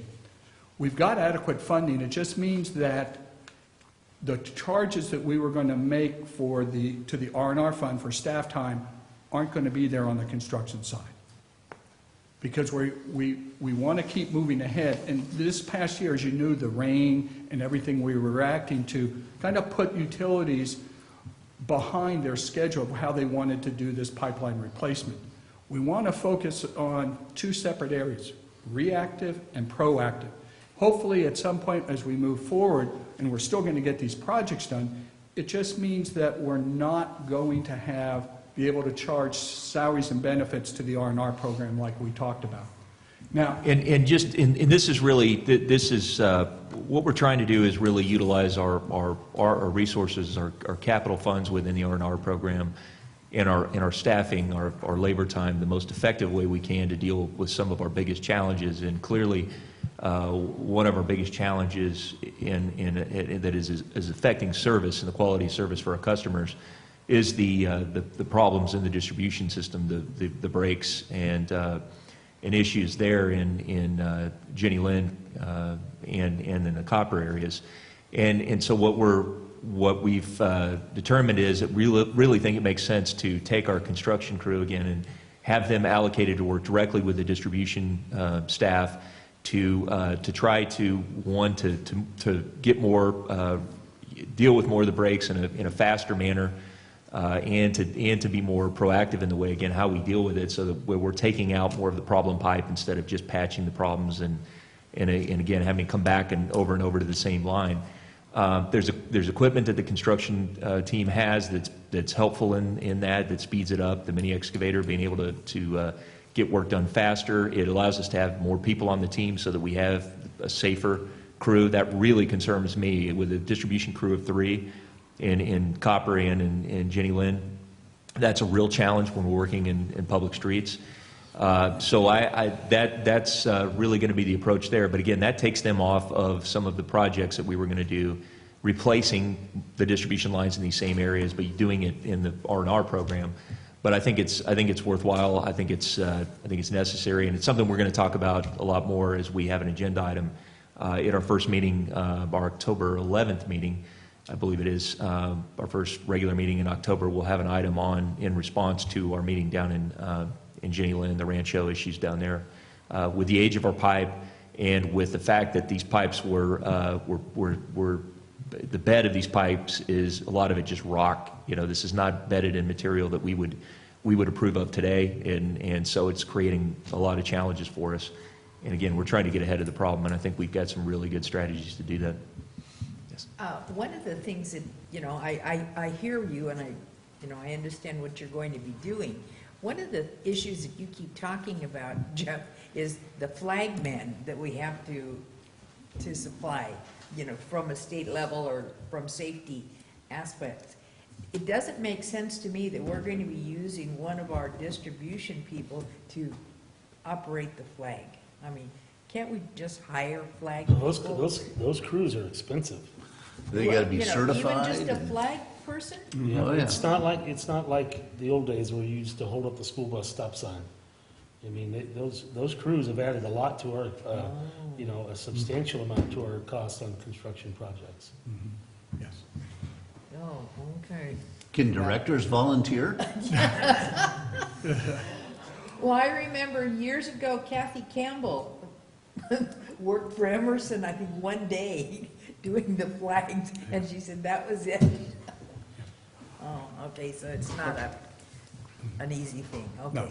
Sorry. No, that's okay. I mean, those are important questions because, as President Davidson said, the times have changed, the rules and regulations. Well, all our guys have to be trained in flagging, believe it or not. Well, yesterday I met with a county building inspector, and he came back from retirement, and when they asked him to come back, they said, hey, we'll pay you, your old salary. He said, I'm not going to do it. So what they did instead was they hired him as a consultant at twice the rate. And that's what a lot of these agencies have to do. When you go and hire outside folks, they're charging you $65, $70 an hour, to do something that in many cases on a short-term basis, it is way more efficient for our guys to be able to do it, particularly if they're already trained on it. Now, coming back to what this is actually going to do to our funding gap. If you look at the numbers here, and this is what was approved in the plan, 716,442, it's going to add about $100,000 on the water side and just under 11,000 on the sewer side. But please don't let this scare you off. Because of the way we're allocating our costs, this really doesn't matter. It's just a number, because we're going to, again, we're focusing on the sewer side. And one of the things we look at is, we're going to be able to achieve that just because we have to cut water so much more to get to the sewer level. So in looking at our target, cost reduction target, we looked at different options of how what can we actually cut in expenses and still keep the doors open and provide public safety, health, and also respond to the things that we need to keep the operations going on a day-to-day. We looked at 20%, which, and again, I want everybody to focus on this number, because this is the driving number. 139,000 is a cost reduction on sewer side. That's 20%. So why do I say focus on that? Because if we look at this, and I want to jump straight down here, the way we allocate our costs, to get to 139,000 in sewer cuts, the result is going to be that we're going to be actually cutting $335,000 on the water side, just the way we allocate our costs. So in reality, it's a 41% of that cost, of that funding gap, is going to be the resultant target for the water side. So 20% on sewer will result in a 41% gap reduction on the water side. And that's just because of the way we allocate our costs. So as you can see, we looked at different options, and we focused on this 20% because we think it's doable without getting cuts down into the need, get down to the needs. Well, but to be clear, it is painful. I mean, there are things that have to be, that we have to let go of that are valued. But again, the measure of this is how do we meet our obligations, our legal obligations, our permit requirements, and provide safe, reliable service, and not fall below a level where we're incurring liabilities or dangers or you know, a level of service that's not acceptable. And that's why, again, I mean, it's pretty dramatic to think of a 40% reduction of this gap on the water side, but I think that I think we can do it. And again, you know, we're following the direction the board said. We have to find a way to reduce the expenditures.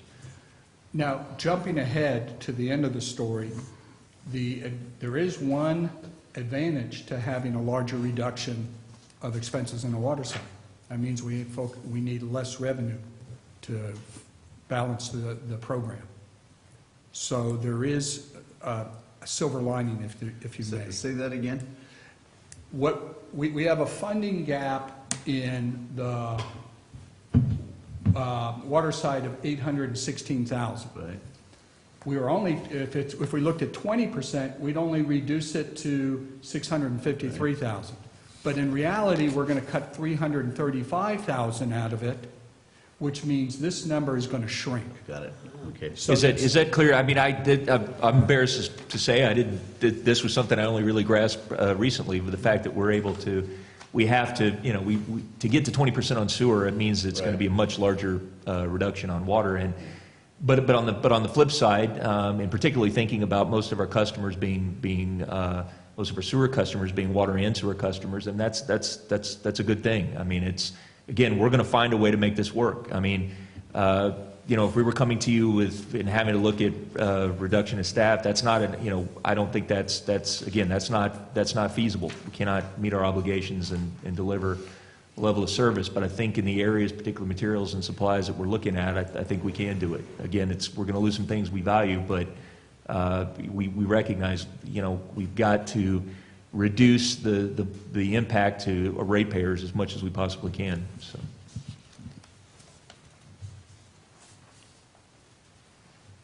When we look at cost reduction strategies, I really can break it down into 4 categories. On the cost side, or gap reduction strategies, I apologize. On the cost side, we can find efficiencies, as Dave was alluding to. We can create processes, look at everything we're doing to create efficiencies and reduce costs. Some of them may have immediate effects, some of them may require 2 or 3 years to implement as we go along. But the investment will pay off, because one of the things we need to keep in mind is, yes, we're looking at a 5-year plan, but we're also looking beyond that 5 years. Because we know things aren't going to get a whole lot rosier down the road. So we have to lay the foundation for future reviews and future generations here at the district. Cost reductions, as I said, permanent cost reductions help us in future years. It will shrink that gap, and that's what we want to talk about. Revenue enhancements. We're talking about consumptive revenues. So there's a number of things we can look at before we actually get to the rates themselves. So if we're looking at cost containment and efficiencies, we're looking at utilizing technology for maintenance and asset management systems. We're looking at to be able to maintain our vehicles in a much more cost-effective manner, to be able to manage our fleet, to have a centralized location to where we can actually manage and store our tires, because as you're aware, we have winter tires and summer tires because we go up the hill. We can do a better job of managing our parts because right now we have 2 different areas that we do that, even for equipment. We're spread out in terms of purchasing of items. We want to really take a look at that and do a more centralized and proactive approach to inventory control. All these things that modern businesses do. I've talked about AMR, AMI, automated meter reading systems. That's something we've discussed for years. And what this does, in my mind, is it's a cost avoidance investment.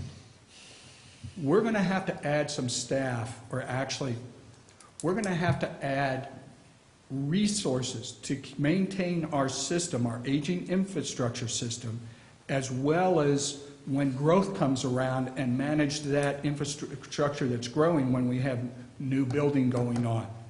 But to be able to add new bodies is going to be very expensive. So let's look at our existing resources and see how we can, what they're actually doing, and see if there's ways to automate those processes to free them up to do other work. Meter readers is a great one because, again, we read almost the most archaic way possible, lifting up the lid, reading it, punching it into a handheld device, and bringing it back here. The only thing that is below that is writing those meter reads down on a clipboard. So we're looking at ways to, in 2 to 3 years, 4 years, once we have this, those meter readers can be used to help the distribution system because they need to have certain certifications, and those certs that they have to do meter reading and distribution can help the guys in the field. Yeah, I think this is part of this work of identifying areas that we can cut costs and achieve efficiencies, not just for fiscal year 18-19, but 5 years and even beyond that. I've been meeting with staff all over the district, and it's continuing. I'm going to meet with everybody, and also Joel and I are meeting with members of the communities, community leaders, to really try to discuss the issues as well. But one of the things that really has come very clear is that we have to find ways to reduce the frequency of people having to look at things, process things, touch things like lifting lids and reading meters manually, or just like with the purchasing, if we have decentralized purchasing as we do now, where purchasing is spread out across the field, and we have so many different people making individual purchases, every time a purchase is made, that means that many more people have to be involved in that individual purchase. That person who's doing it in the field, who otherwise could be doing work like repairing leaks, and that creates a purchase order that people in the office have to process, which is, again, another time expenditure of time. And why wouldn't we combine those and do bulk purchasing, for example? I think one of the things that we seriously need to find a way to do is to have a purchasing agent on staff. And how do we do that without incurring additional costs, the labor of adding staff? Well, we have to find a way to make it work with who we have. And part of that is going to be really looking at, on the labor side, how we utilize the fact that we have 50% eligible of our employees will be eligible for retirement in the next 5 years. Every one of those positions we're going to look at, and we're going to see is there a higher need for filling that position in a different way? Should we change that position? And I think that the example of purchasing agent is right at the top of the list for me, because we need to, again, reduce the number of purchases so we're getting better prices, we're getting rid of all the additional work of having to process individual smaller purchases. And we can also have a really organized inventory and really make sure that we know exactly what we have throughout the district and that we're accessing the things that we already have before we're going to buy other stuff. So it seems like a no-brainer, but we've got a long way to go to really advance ourselves in that area, and that's part of the commitment through this effort is going to be that's one of the highest priorities. One of the other improvements, process improvements we're already working on and researching is a automated work order system. Again, we do probably, other than U.S. mail, we fax our work orders back down to the guys in the field from the office here. And it's all paper. We're looking at automated system that not only they can get it from their phone or an iPad in the field, they don't have to go back to the warehouse to find these work orders. It reduces the amount of travel time, but it allows us to also track that information systematically, and that'll kind of go into our maintenance program to be able to see, okay, where are our major problem areas, especially in terms of leaks? Because right now, it's just pretty much a paper trail. Well, and it is, and that paper is... It's in their head. Yeah. It's in their head. These guys know where everything is, but who's to say once they retire, is that knowledge going to go down to the next person? So we're going to be managing it more from not only information in the people's minds and their knowledge and their experience, but we're also going to have system information so that when we start revisiting our R&R program every year, we'll have more data to back it up. Yeah, exactly. So we use that data that otherwise right now is data that's stored away in filing cabinets that's not easily accessible for us to use in planning to design our projects for the coming year that are the most problem areas. So just like using the R&R funds to get rid of the service lines in the Jenny Lynn Rancho area or Copper or wherever that are our biggest problems, we need that information to know frequency of breaks, so we're getting rid of the stuff that is the most time-consuming, is most impactful to our customers. Again, this means people don't have to see as many leaks in the street, they don't have to have the impacts of paving and repaving right in front of their home. We want to get rid of that stuff. Let's do it once. Let's be done with it. And then we have a terrific asset in the ground for decades to come. But making those investments wisely requires that we get access to this information. Again, this seems like a no-brainer. It seems like something we should have been doing a long time ago. But it's something we're going to have to invest resources in. We're going to have to purchase asset management software. We're going to have to bring this online, and we're going to have to train in it. But again, this is an expenditure that is well worth it, and looking at it from perspective of 5 or 10 years, we're going to recoup the value, the benefits of this will far exceed the initial cost of acquiring it. And I've got a couple other comments too that I think from a cost savings we've talked about in the past, and one is, sharing resources. The purchasing agent, I definitely like that, but we talked about potentially sharing resources with CPUD or other utilities to try to reduce costs associated with that. One of the things that we haven't talked about, I think, are some general services agreements with these consultants that really limits them to their billables. And I think that, granted, with some of the grants and all we have to go out to open market for bidding and all, but I think on a lot of other things, if we can enter into agreements to basically secure an hourly rate in services, especially through a longer term agreements that are likely to come down on those prices and cost to us, I think that might be a significant cost savings over the long term. And so anyway, I just wanted to kind of add that to the picture. Great ideas. In fact, we need to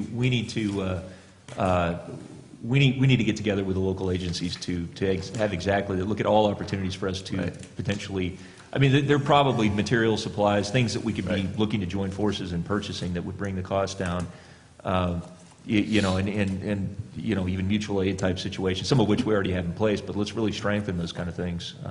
But I really like the points you raised. I mean, the ideas continue to come, and so this is really, one thing about this effort is it's not going to end with addressing the gap. This is in whatever action we take between now and sometime into next year, early next year, this is going to be an ongoing way that we do business. We're going to continuously try to find ways to make the wise investments now, labor, R&R funds, cooperation agreements with other agencies, whatever we can do, because this is going to be an ongoing challenge for us. I mean, our infrastructure is getting older, and we simply, I want to, as much as we can, get us out of the pattern that we're in trying to chase the reactionary mode to problem as they arise.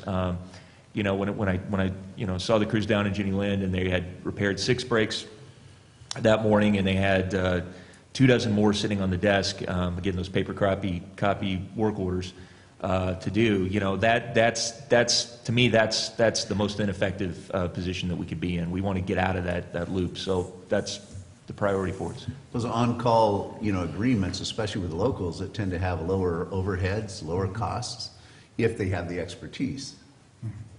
Well, but that, you know, in the short term right now, that's, you know, there's probably nobody available. Well, you don't know. I mean, it depends on what the job duty or the service is.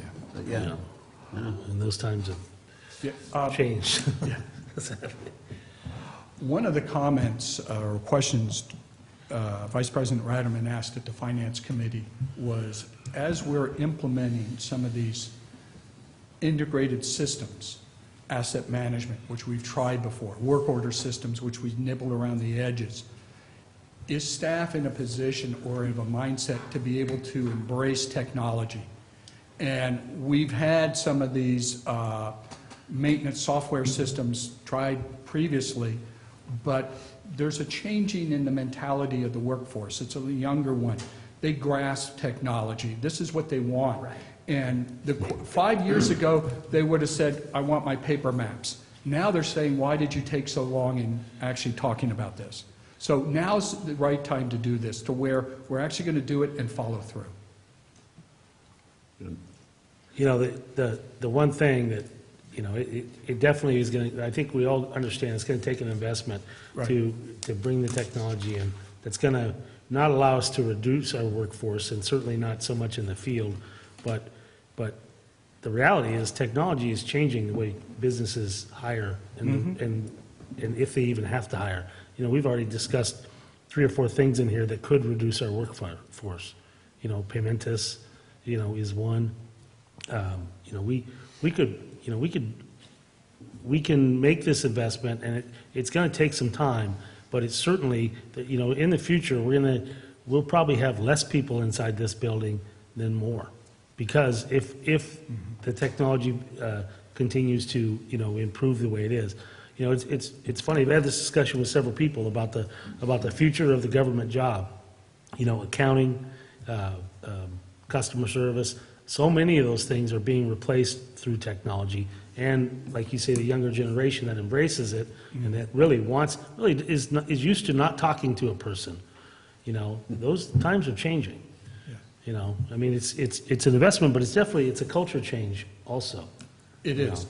And one of the things that we've talked about and Dave brought up is every time we have an opening in positions, we're going to reassess what we need as far as resources and is that the proper position. As you say, I think there's going to be a shift in support versus actual guys in the field. Right. To do more of it. The other part of it is what we're looking at doing is cost avoidance. Instead of having to add people in the future, we're freeing up time so they can be used out in the field for those things. So it's just managing your resources in a smarter, more effective way. Yeah, and to be clear, I mean, I'm firmly convinced our staffing is very lean, maybe too lean in some of the areas, and that's why we're trying to reallocate, reprioritize some people's tasks to try to really focus on those areas of most need. But really, the focus is we're thinking about grasping the fact that we're going to have more and more challenges with an older system, trying to get ahead of that so that we're not in a position of having to strictly be in reaction mode and having to be forced to try to add positions to, again, do the same thing of chasing the problem.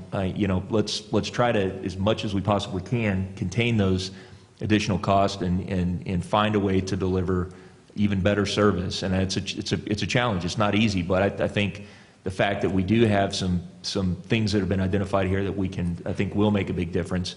And the R&R program, that is absolutely essential to this. I don't think there's any way we get ahead of this situation without access to those funds and really doing the smartest projects on that. So that's why, again, getting the best information so that we're really making the smartest investment, and the plans that we bring to the board are really, again, you know, is well-tuned as it can possibly be, is something that we have to move forward with right now, in my mind.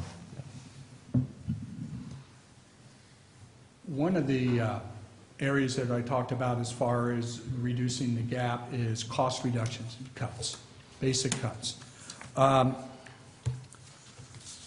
If you look here in the center, this is fiscal year 18-19. And this is the budget broken out by the two funds, water and sewer. I excluded debt service because in my mind, that's got to be done. We have no ability to cut. We've got loans, we have obligations. So what we're looking at is three other categories: salary and benefits, service and supplies, capital outlay. We're going to be challenged over the next 5 to 7 years on capital outlay, replacing our existing vehicles, looking at the new mandates required by California Air Resource Control Board as far as diesel emissions. Just, that's one thing that we have to make sure that we provide the guys in the field with the proper tools. Salary and benefits, at least for next year, we're kind of locked in. There's very little we can do in that area. So what does that mean? We're looking at our service and supply budgets. Everything from materials and supplies to professional service agreements to chemicals to electricity to insurance, all those things that we have some ability to make some changes in this upcoming year. But when we look at those service and supplies, it basically comes down to two things. We have discretionary and non-discretionary costs. There's certain things that we're going to have to pay. We can't not pay CPPA for electricity. We can try to be a little bit more efficient, and we're looking at ways to continue to do that, but we have electricity costs that we have to pay. Teresa has done a phenomenal job over the years finding the best rates and costs for our chemicals, but we have to have chemicals as part of our treatment process. We have to have insurance through JPIA. We have certain costs that are what I call non-discretionary, which we can't touch. And that makes it even more difficult to get boiled down to what can we actually cut. And those are the discretionary items. And that's materials and supplies, some of our professional services agreements, some outside legal costs, training and travel, conference costs. These are the things that we do have some ability over. So what we're looking at is what can we do in that area. And we actually have a detailed list of what we're proposing to remove from the 18-19 budget, and that's coming up in just a moment. The other option side of the equation, as I said, revenues and expenditures, or a combination of both. Revenue enhancements. And I know the state is not going to be happy for me to say this, and we have to be careful in how we approach this. But we lost a heck of a lot of revenue by the drought and conservation measures that we really didn't need to go through. And we didn't have a drought surcharge. So if we can get more, we're in the business to sell water. And if our consumptive revenues stay low, that just means we have to either find more cuts or raise the base rates. So the more we look at that on the consumptive side, and I am adding $150,000 over the projection used in the model for consumptive revenues. But the message has to be, in my mind, use it efficiently, but this district doesn't have a water issue. We have plenty of supply. The other thing that we're looking at is, after all these measures, cost reductions, efficiencies, revenue enhancements, then comes Jeff, down we to- have sufficient supply in most areas. In most areas, yes, I know, West Point. I stand corrected. Thank you, Director Strange. Anything left over, the funding gap after we do these three other measures, is going to come down to rates. Just plain and simple. So, what did we do as far as getting together as a team and looking for ways that we can actually cut costs And remember, some of these are permanent, or these are going to be permanent reductions. One of the things that I looked at is looking at each department, allowing them to come up with suggestions. They met with Dave, we vetted these out. Some of the things we were able to do is remove some one-time costs that were built into the model, so that's less painful, but it does reduce our flexibility for future studies, because I know in 5 years, we're going to go through this process again, and we're going to need to hire an outside consultant. Some of the things in Peter's area, one-time studies that may have to come up in the future, but we're looking at where is our starting point. I mentioned earlier this year that PERS is changing their discount rate, their investment rate target from 7.5% down to 7%. They gave us some initial numbers and spreadsheets to use. Well, we just got our valuation for next year and rates for 18-19. It's actually going to cost us more than what they originally projected, because they were looking at potential projections. It wasn't until the actuaries dug into all our individual plans and our numbers. Our numbers for PERS is based on our census, our individuals, and it's reviewed on an annual basis. It goes up and down, specifically in the unfunded liability area. So it's not too much. I wasn't too far off. It's, $13,000. The next line item is your training, travel, and conference budget.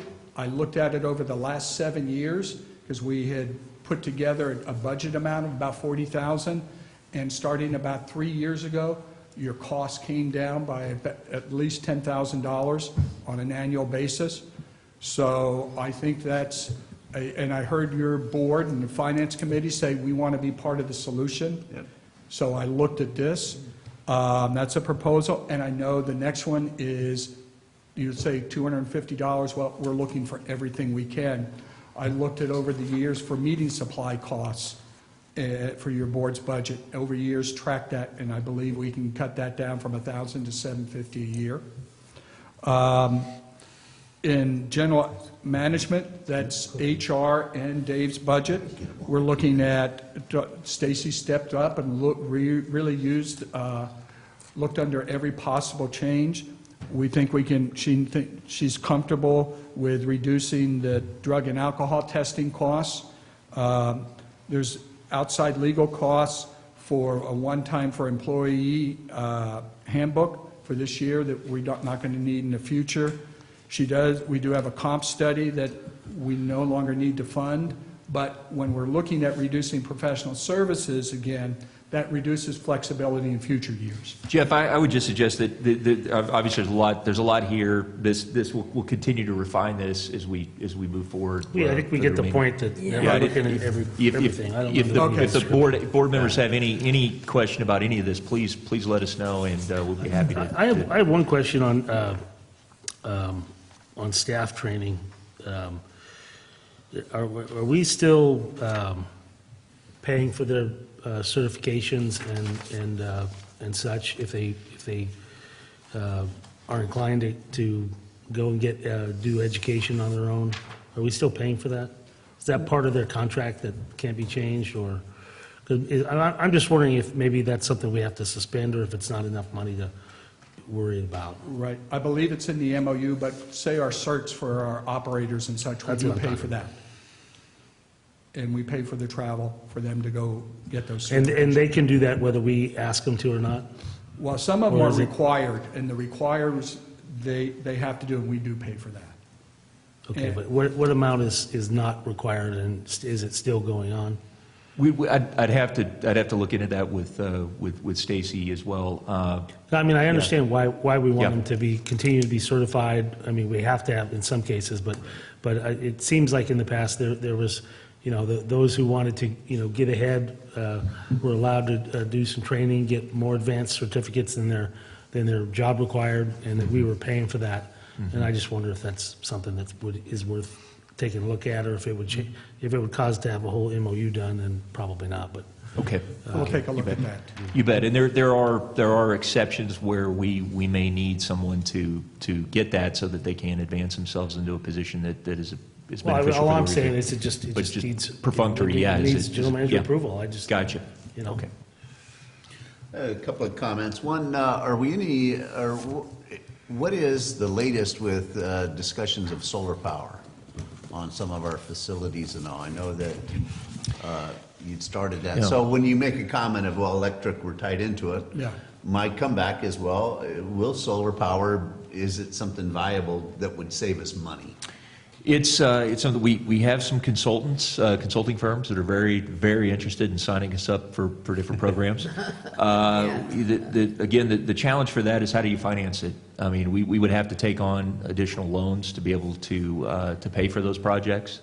And it would create new projects that we would have to administer and manage, and everything with all of this effort on the financial side, and then being in the construction season and everything else, we've been overwhelmed with the work already, the people that would be assigned to that. But Charles and I have done some research on that, and we're still planning to come to the engineering committee with some ideas on that. But again, I think the biggest challenge would be having to get additional financing for these projects, because we don't have, the R&R funds can't pay for it, the expansion funds can't pay for it. So, and everything that we've looked at so far, talking to the consultants, would require us to take on loans to do it. So, And when financed, it does not pay off, That's the way- particularly when you're buying at a discount rate. Does it pencil out as a savings? Is it an efficiency going forward? Is there years of savings from doing it initially, like the meter reading program? I mean, there's initial cost for it at the start, but it pays off and pays for itself over time. Would solar do that? Yeah. that's something we'll bring the information we have to the committee. There may be an opportunity for us to have that explored. We just didn't want to get ahead of ourselves with that, because again, the consultants are very eager to have us sign up for, and some of the, you get to do all the analysis, no strings attached, but that's a commitment both ways, and an expectation that there will be, if a project meets certain requirements, would likely be moved forward. So we do need to come back and present that to the board and get feedback on that. Part of the challenge, I mean, it's just not quite as attractive for us, or beneficial, because of the fact that we do get substantially discounted power through CPPA. That doesn't mean that We don't pay taxes, so there's no tax benefit to Yeah. it, which is usually what, Yeah. generally it's a high income tax bracket where you get to write off the amount. That's about how they try to, because you have to finance it. I mean, you're paying, whatever you're gaining in not paying PG&E, you're paying a finance company. Yeah. It's just, Well, my question was just, had it been evaluated, And then, the other thing would be obviously with Sigma and water transfers and things like that, if we could move that along, it's probably. Could I ask a couple of questions on this areas for cost reduction? Yes, ma'am. I was looking at material and supplies for utilities, and $80,000 was a deep cut. Teresa must have gone in and slashed everything. There are cuts, yes, and that's part of our process improvement on purchasing, to be able to do a little bit more in centralized purchasing, but we had to spread this across the board. And it's, when you look at it, they do have the largest budget of any department. Yeah, no, I Right. understand that, but But that's they're, a in thing. talking to her, yes, it's going to be difficult, and as Dave said, a lot of these cuts will be painful, but again, I come back to, if we don't make it up in cuts, it's got to go to revenue. Okay. And, yes, ma'am. And then the other one was the 80,000 in water resources for consultants Yes. under professional services. And you alluded to that, but Peter's finding things that he can do on his own? Yes, Yeah. and with the structural changes, with Joel moving over to spending some of his time in water Oh, okay. resources and that, we're looking at bringing that more in-house. We don't need as much outside consultant help as we had in the past. The challenge, though, and I have to admit this, is moving forward, with Peter's budget, water resources, you have one-time studies. 5 years later, you have another one-time study. We're going to have to manage that at some point. but I don't want to build in money into the budget just as a placeholder for $60,000 if I'm not going to need it. So we're going to have to look at that as we move forward, but again, we're looking at a 5-year plan. Some of these studies, the urban water management plan, all these types of things that are every 5 years, we'll have to work that into the process. One of the comments I made in the finance committee meeting, and I'll say it again, a lot of these things on here, some of these, the HDR, the Moke Hill study, they're one-time fees that came in this year. And fine, they're going to be knocked out next year. It's a good idea to take them out of there. But there will be other things taking their place. There'll be other projects that we're doing that are, and how is that being looked at this point? I mean, it's obviously going to be these things. I mean, the district isn't going to stop with, moving forward. Those were things that just happened to fall in the 17-18 year, and then 18-19 is going to have many other things. What we looked at is individually within his budget, we have money, also some ongoing money for professional services, for some studies, and for legal and those areas. So what's going to happen is some of those studies are going to fall off, some of them are going to replace it. These are dollars we're confident that we can cut. Those other costs within his budget should be able to help cover those one-time studies. And a number of those studies, like our urban water management plan, those follow over a 2-year process. So it may be a $60,000 study, but usually it's $30,000 in each year. I'm not guaranteeing that there may not be a challenge in year 4 and 5, but I can't guarantee you what revenues we're going to get in year 4 and 5 when we looked at consumption and all. So it's going to have to be fluid. And it's not going to be easy, Director Radman. I understand that. Yeah, no, that's, I mean, the AB 142 study, we had no idea that was going to be something we'd have to expend, budget on and staff time. There will be those things, and this makes it a little more difficult to try to react to that. But again, I think the importance in trying to minimize, reduce, as much as we can to try to address the area within the expense side so that we don't rely any more than we have to on additional revenue is exactly what we're trying to do. Yeah. So if we believe that this threatened our ability to meet our mission, we wouldn't recommend this. Do you have a feel for what the state is looking for? And I'm going to go back to the Wilseyville West Point consolidation, the sewer consolidation. Mm-hmm. Do you have a feel for what the state is looking for in a reduction to meet their, desired goals, to where then they will pony up the, several $1 million to make that happen? We have to get out of a negative debt service ratio. Right now, we don't collect enough revenues to offset our costs in the sewer fund. By their calculations last year, we were a negative, or a 0.9, when you have to be at least 1 or greater, a 1-to-1 ratio. When you're talking about that, you're talking about district-wide. District-wide, enterprise fund only, just for sewer. And so our sewer costs, our sewer revenues have to at least equal our sewer costs. And these reductions aren't going to do that, obviously. No, they are not. So that's why I'm going to the next page. But I did want to let you know, again, as we look at this, we did meet our target on the sewer fund, but it also, again, by that cost allocation, we got an extra $172,000 in saving on the water side. That will more than enough to meet any additional cost overruns. Like I said, when we had to do that adjustment because of the R&R plan and less support, this was able to take care of it. So really, it became a non-issue. So what does this mean? Here's our original targets, our funding gaps within the water and sewer funds, our 20% targets. I didn't put anything for cost containment or efficiencies for next year. It's going to take a while for some of those to come into play, probably years 4 and 5 as we look outwards. But we did have some additional cost savings above the 20% target, especially in the water side. Again, $172,000. I anticipate water consumptive revenues increasing by $150,000 over what was used in the original model. And remember the model was done back in the beginning of the year. and we're coming out of a wet year.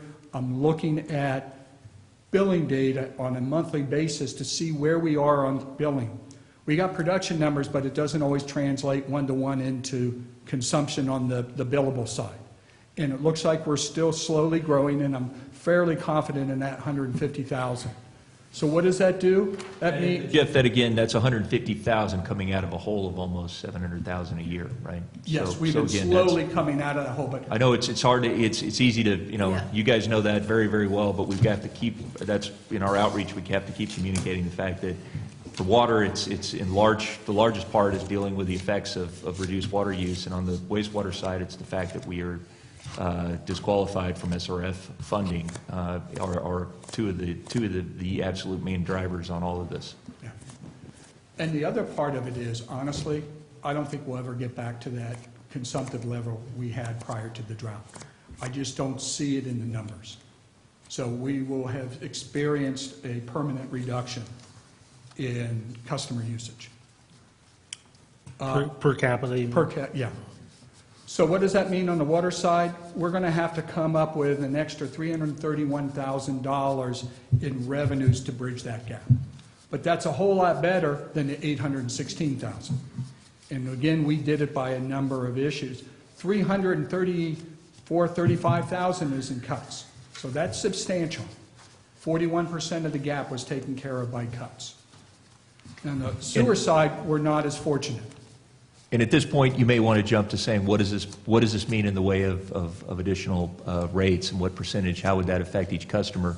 And I, I'm in the same thought process. I've many of the discussions with Jeff. That's where I want him to go immediately. But after spending a couple hours on this the other day, we have to get through the analysis of the next steps of HDR's work on the cost of service and the rate plan to really know what that looks like and what our options are, and we don't want to guess at what that may be in any way, distract from that work. We've been talking about cost of service. Have we done anything preliminary on that, or is it all going to be up to HDR? It's up to HDR. We have been collecting some of the data. Well, that's what I thought, yeah, because we have. But when it comes, and I want to address that, that's a very good question, but I wanted to stop here for just make a point. One of the things that we were looking at that Dave talked about is, instead of jumping ahead, because that was his first question to me, this is just year one of a 5-year plan. Anything we do in year one and year two will have significant effect on the funding gaps in future years, going back to that very first slide of $2.5 million. It's real. I don't want to look at just a 1-year context. We need to look at the whole 5-year process to get a good picture of where we're going to go. So that's where I'm kind of cautioning to jump ahead. But the issue, and we've all known this, it's in the sewer fund. Took us we've been at this for 20 years. It's going to take a big effort to get out of this, and it's going to be a process that we're going to be looking at. So I echo Dave's comments. I'm not ready, and HDR isn't ready, because they need to go on to the cost of service study. But before they do that, they need to know what their target is. How much revenue do they need in the water fund and the sewer fund? And that's based on your agreement, adoption of this 2080 gap reduction plan that we're proposing. But to be clear, that 2080 that's wastewater. The water side is 4159. So really, that's exactly how it would be communicated to them. So I'd like to make a motion at this point that we approve a 2080 gap reduction strategy, and that we authorize HDR to start the phase 2 of the financial analysis and cost of service. Not to cut you off, but. No, actually, I'm glad you did. I've talked way too much. Actually, to cut them off. I'll second. All right, we have a motion by Director Strange and a second by Director Underhill. Any other comment from the board? I do have a comment, and I know we're talking about revenues, and Jeff and I have discussed this, I've talked to other staff members about it. One of the things, I think one of the reasons why we might have a reduction in funds for maintenance or for ongoing operations is because of our aggressive CIP program, our R&R program. The last time we did a rate study and we raised rates, and actually I made the motion and it might have, to take all that new money, this is 5 years ago, all the new money that we took at that point in time went to R&R, went to the capital improvement program, and we have a robust, aggressive, fantastic, very, very much needed. We heard at that time from our public that, what are you guys trying to fool us here? We have these 20 projects on this list. These are the same 20 projects we had on this list in 2007. And then here we are in 2011, and we hadn't done anything about it. Well, that took care of that problem. We have an R&R project with money in it, and we have projects ongoing, $5 million Reach 3A replacement. It's almost done. We've got 1A coming up. We've got a sewer project out in Copper. These are things that have been on the books, and we knew for 20 years that we knew we needed to address these. And there's so many more that are going to be addressed.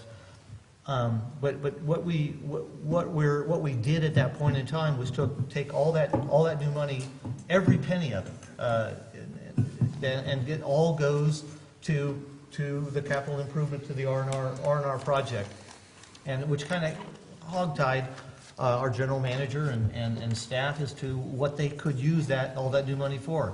It forced them to keep operations and maintenance at the same levels for these last 5 years. There's no new money coming into any of those fields at all. It's all going to R&R.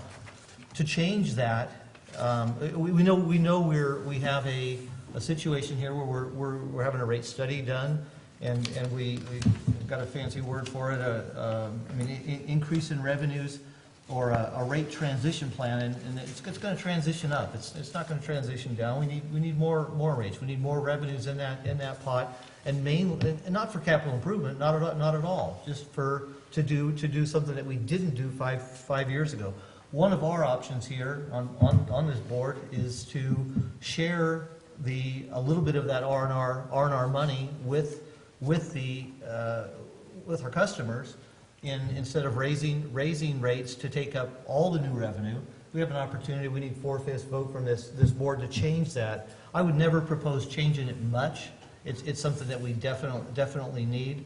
But 100% of all that new money from 2012 is going into that. If we took 90% or 95% of that new money from that year, that still goes into R&R. It's not going to slow it down much. It may delay some projects by a month or two as far as getting done or getting started.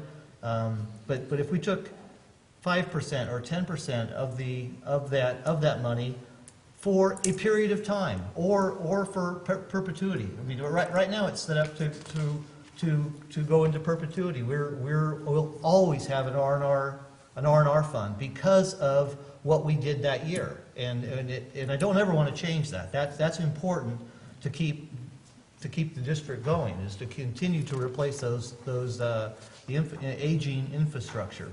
I want to keep that going, but maybe at this point in time we could slow it down for 5 years, see what it looks at in 5 years. That's one option, or we could change it for going forward. It's just one other option instead of just raising rates for new revenues. There is one other place to look, and it is a slight shift from one bucket to the other, from R&R into operations of some of that funds. It's something that we should look at. We should ask HDR to look at, and just something that we could consider here at this board.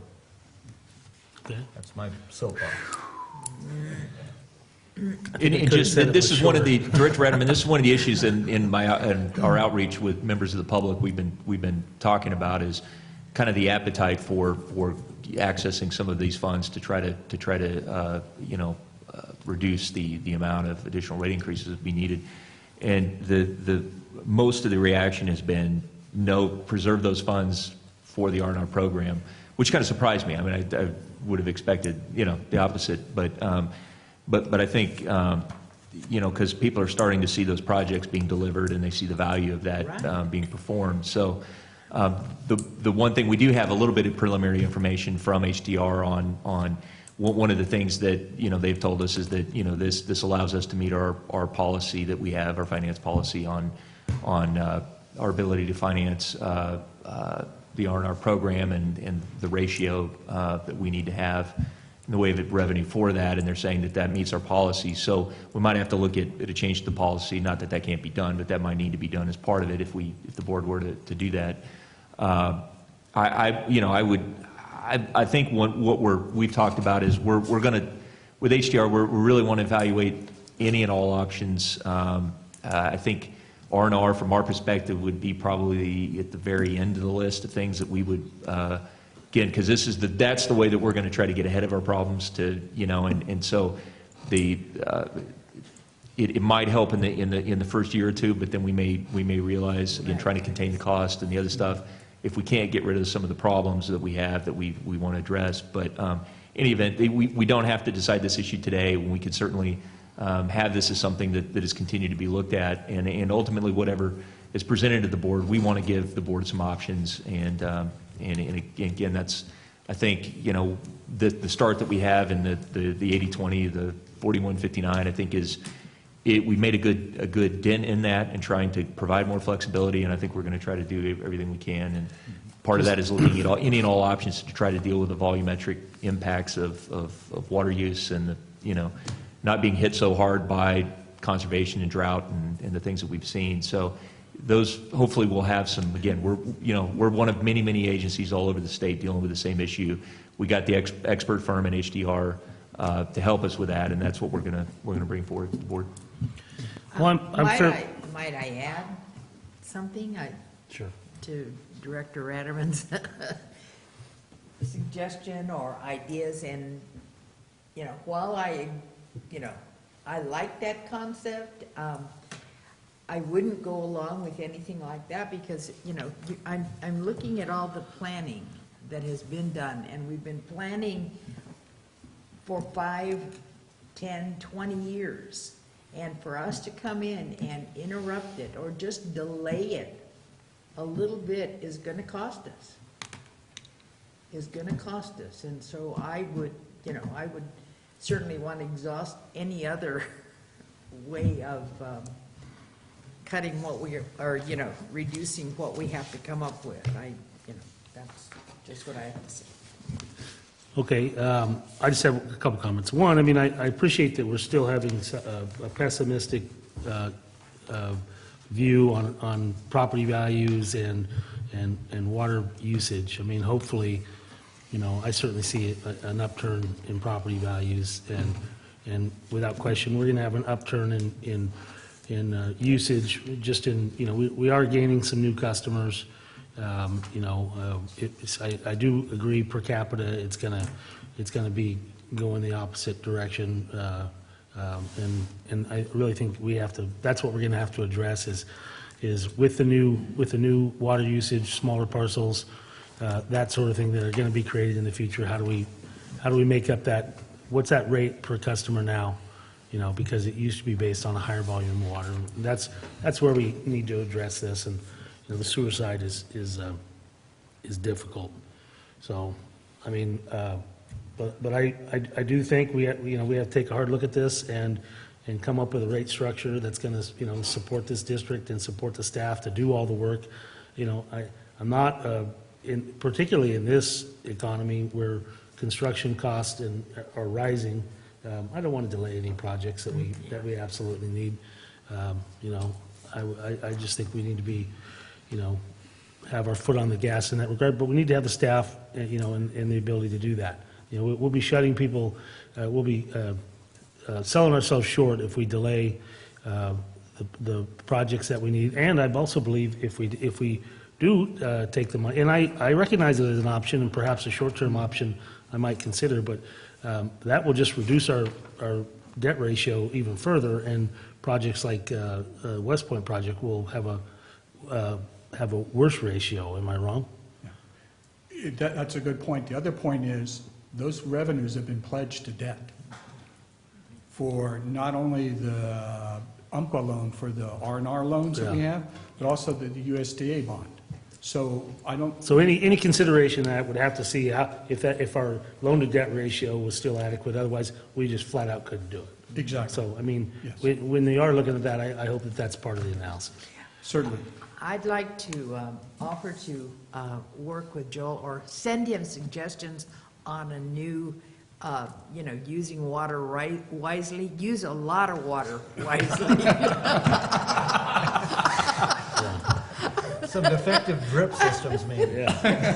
The next time we have one of those little things where we give people stuff, let's start giving away slip and slides.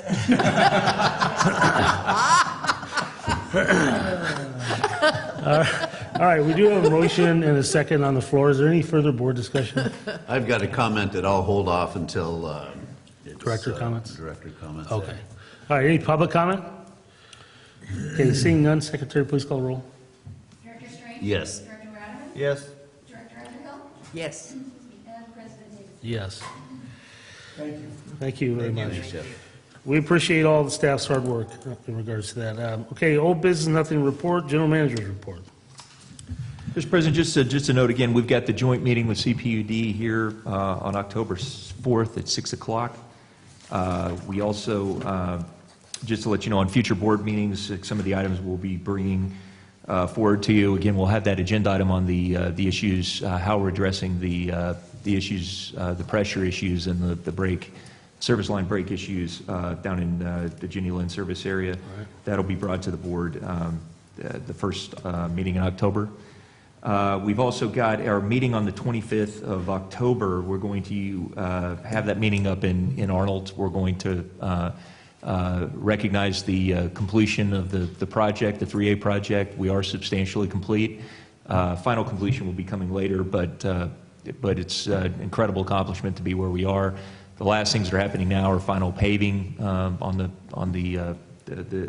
we affected areas we affected the roadways up there.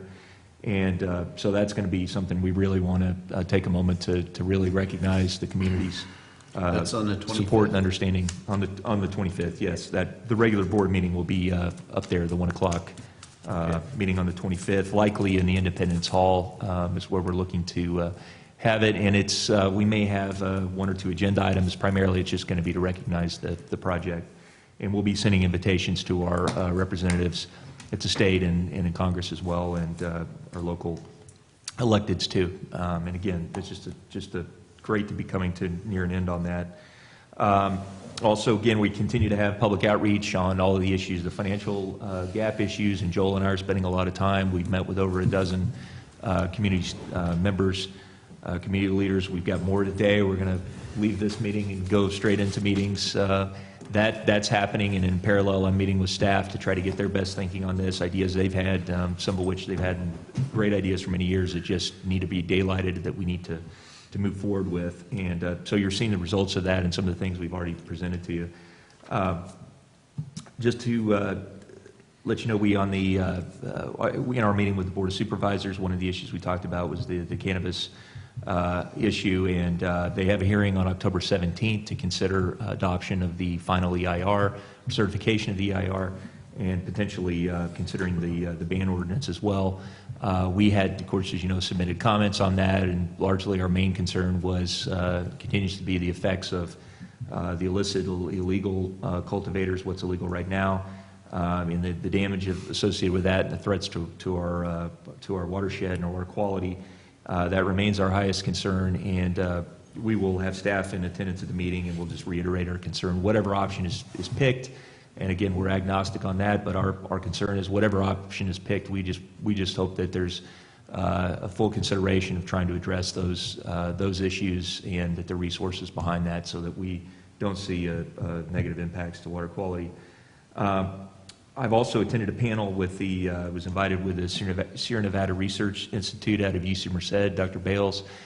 They had a documentary, Beyond the Brink, about the incredible challenges with our state's water supply and water system, and how it affects every end of the state, including the mountainous areas and our issues, and how they're connected to issues down in the valley and throughout the state. And that was a great experience. I was on a panel as part of that, and just really appreciate the incredible work they're doing in elevating our needs to improve the forest management up here and the care of our landscape for the benefit of the entire state. So that was, when that documentary is available, I'll make sure that you have an access to a link of that. I thought it was really did a good job at connecting the dots.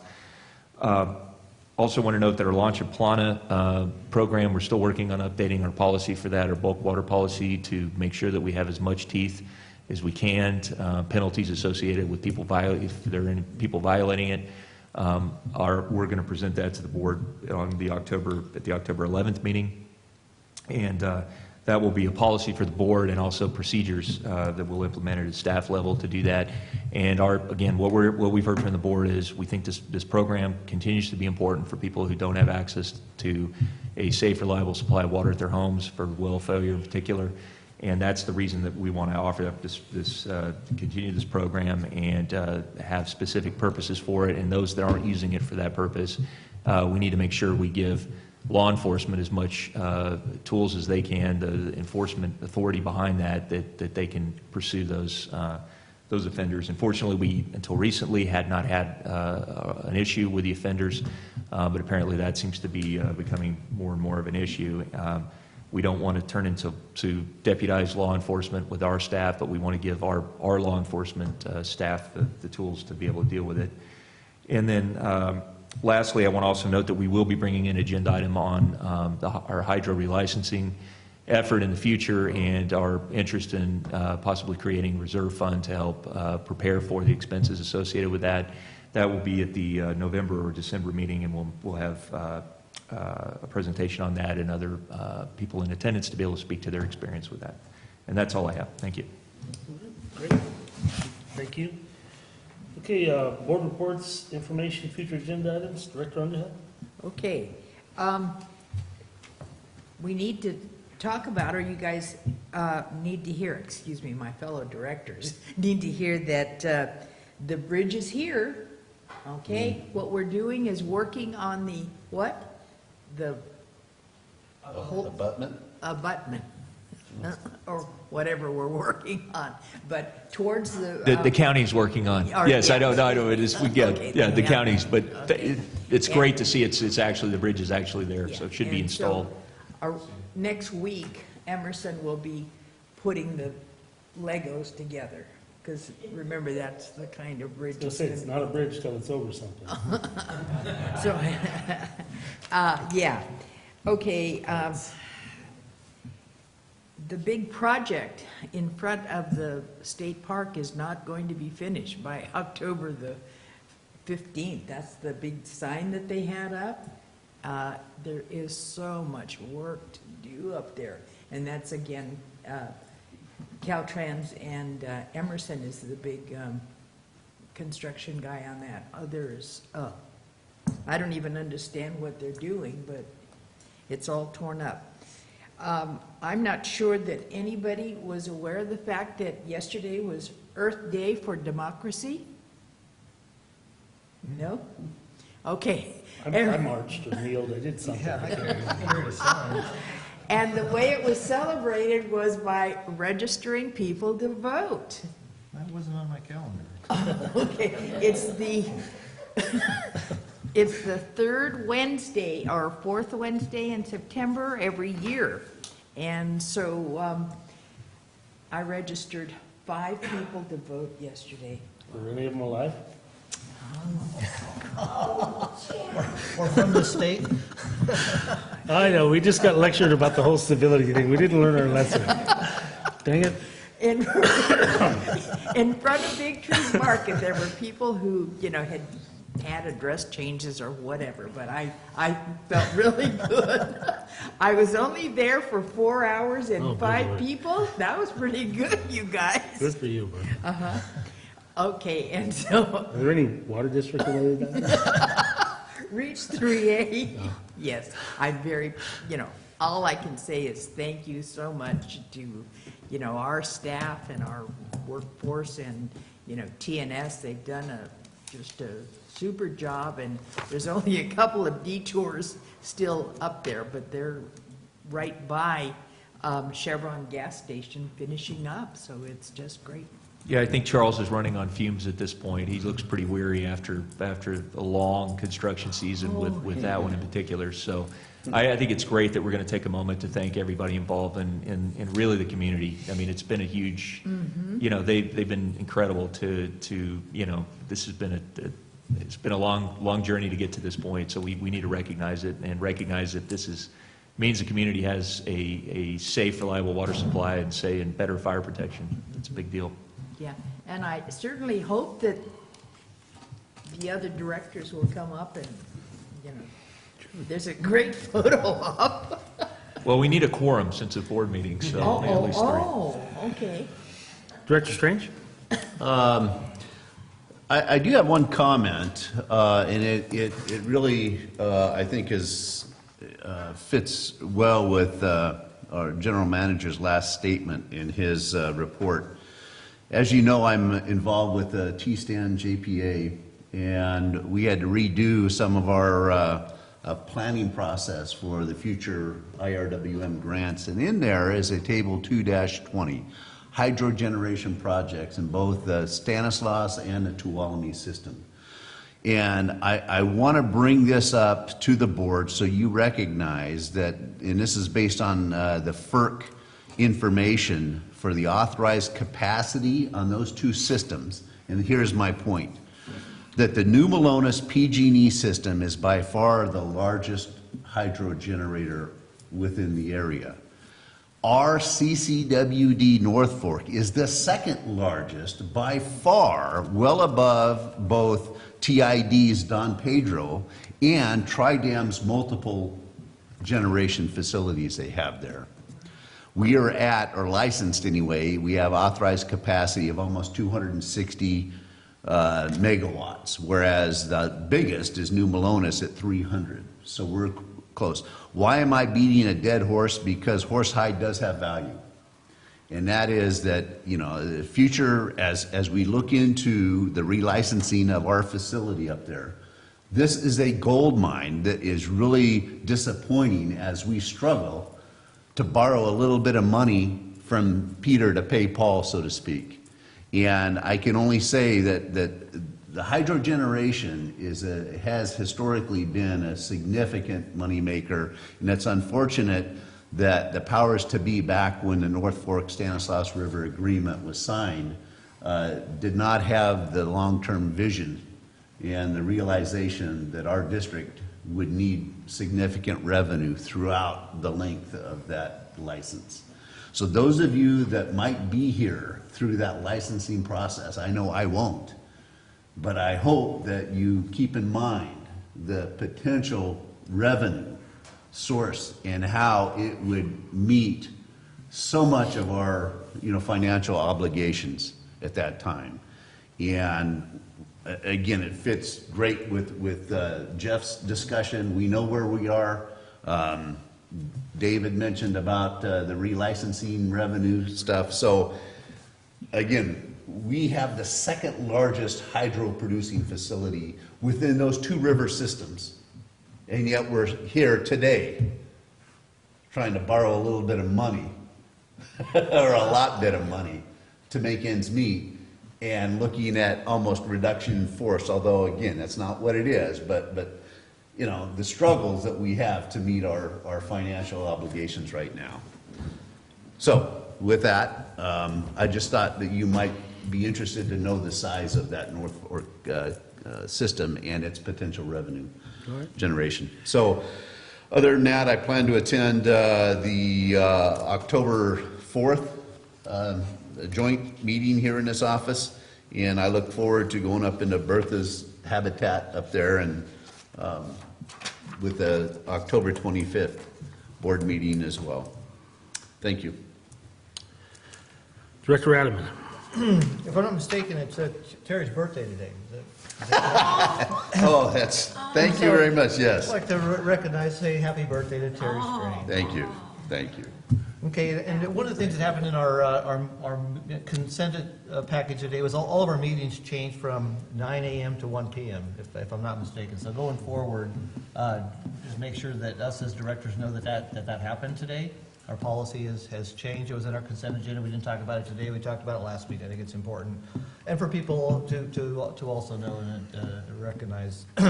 So Jeff, don't show up at 9 o'clock next time. We do have, I will not be in Arnold on October 25th. I'll be missing that meeting.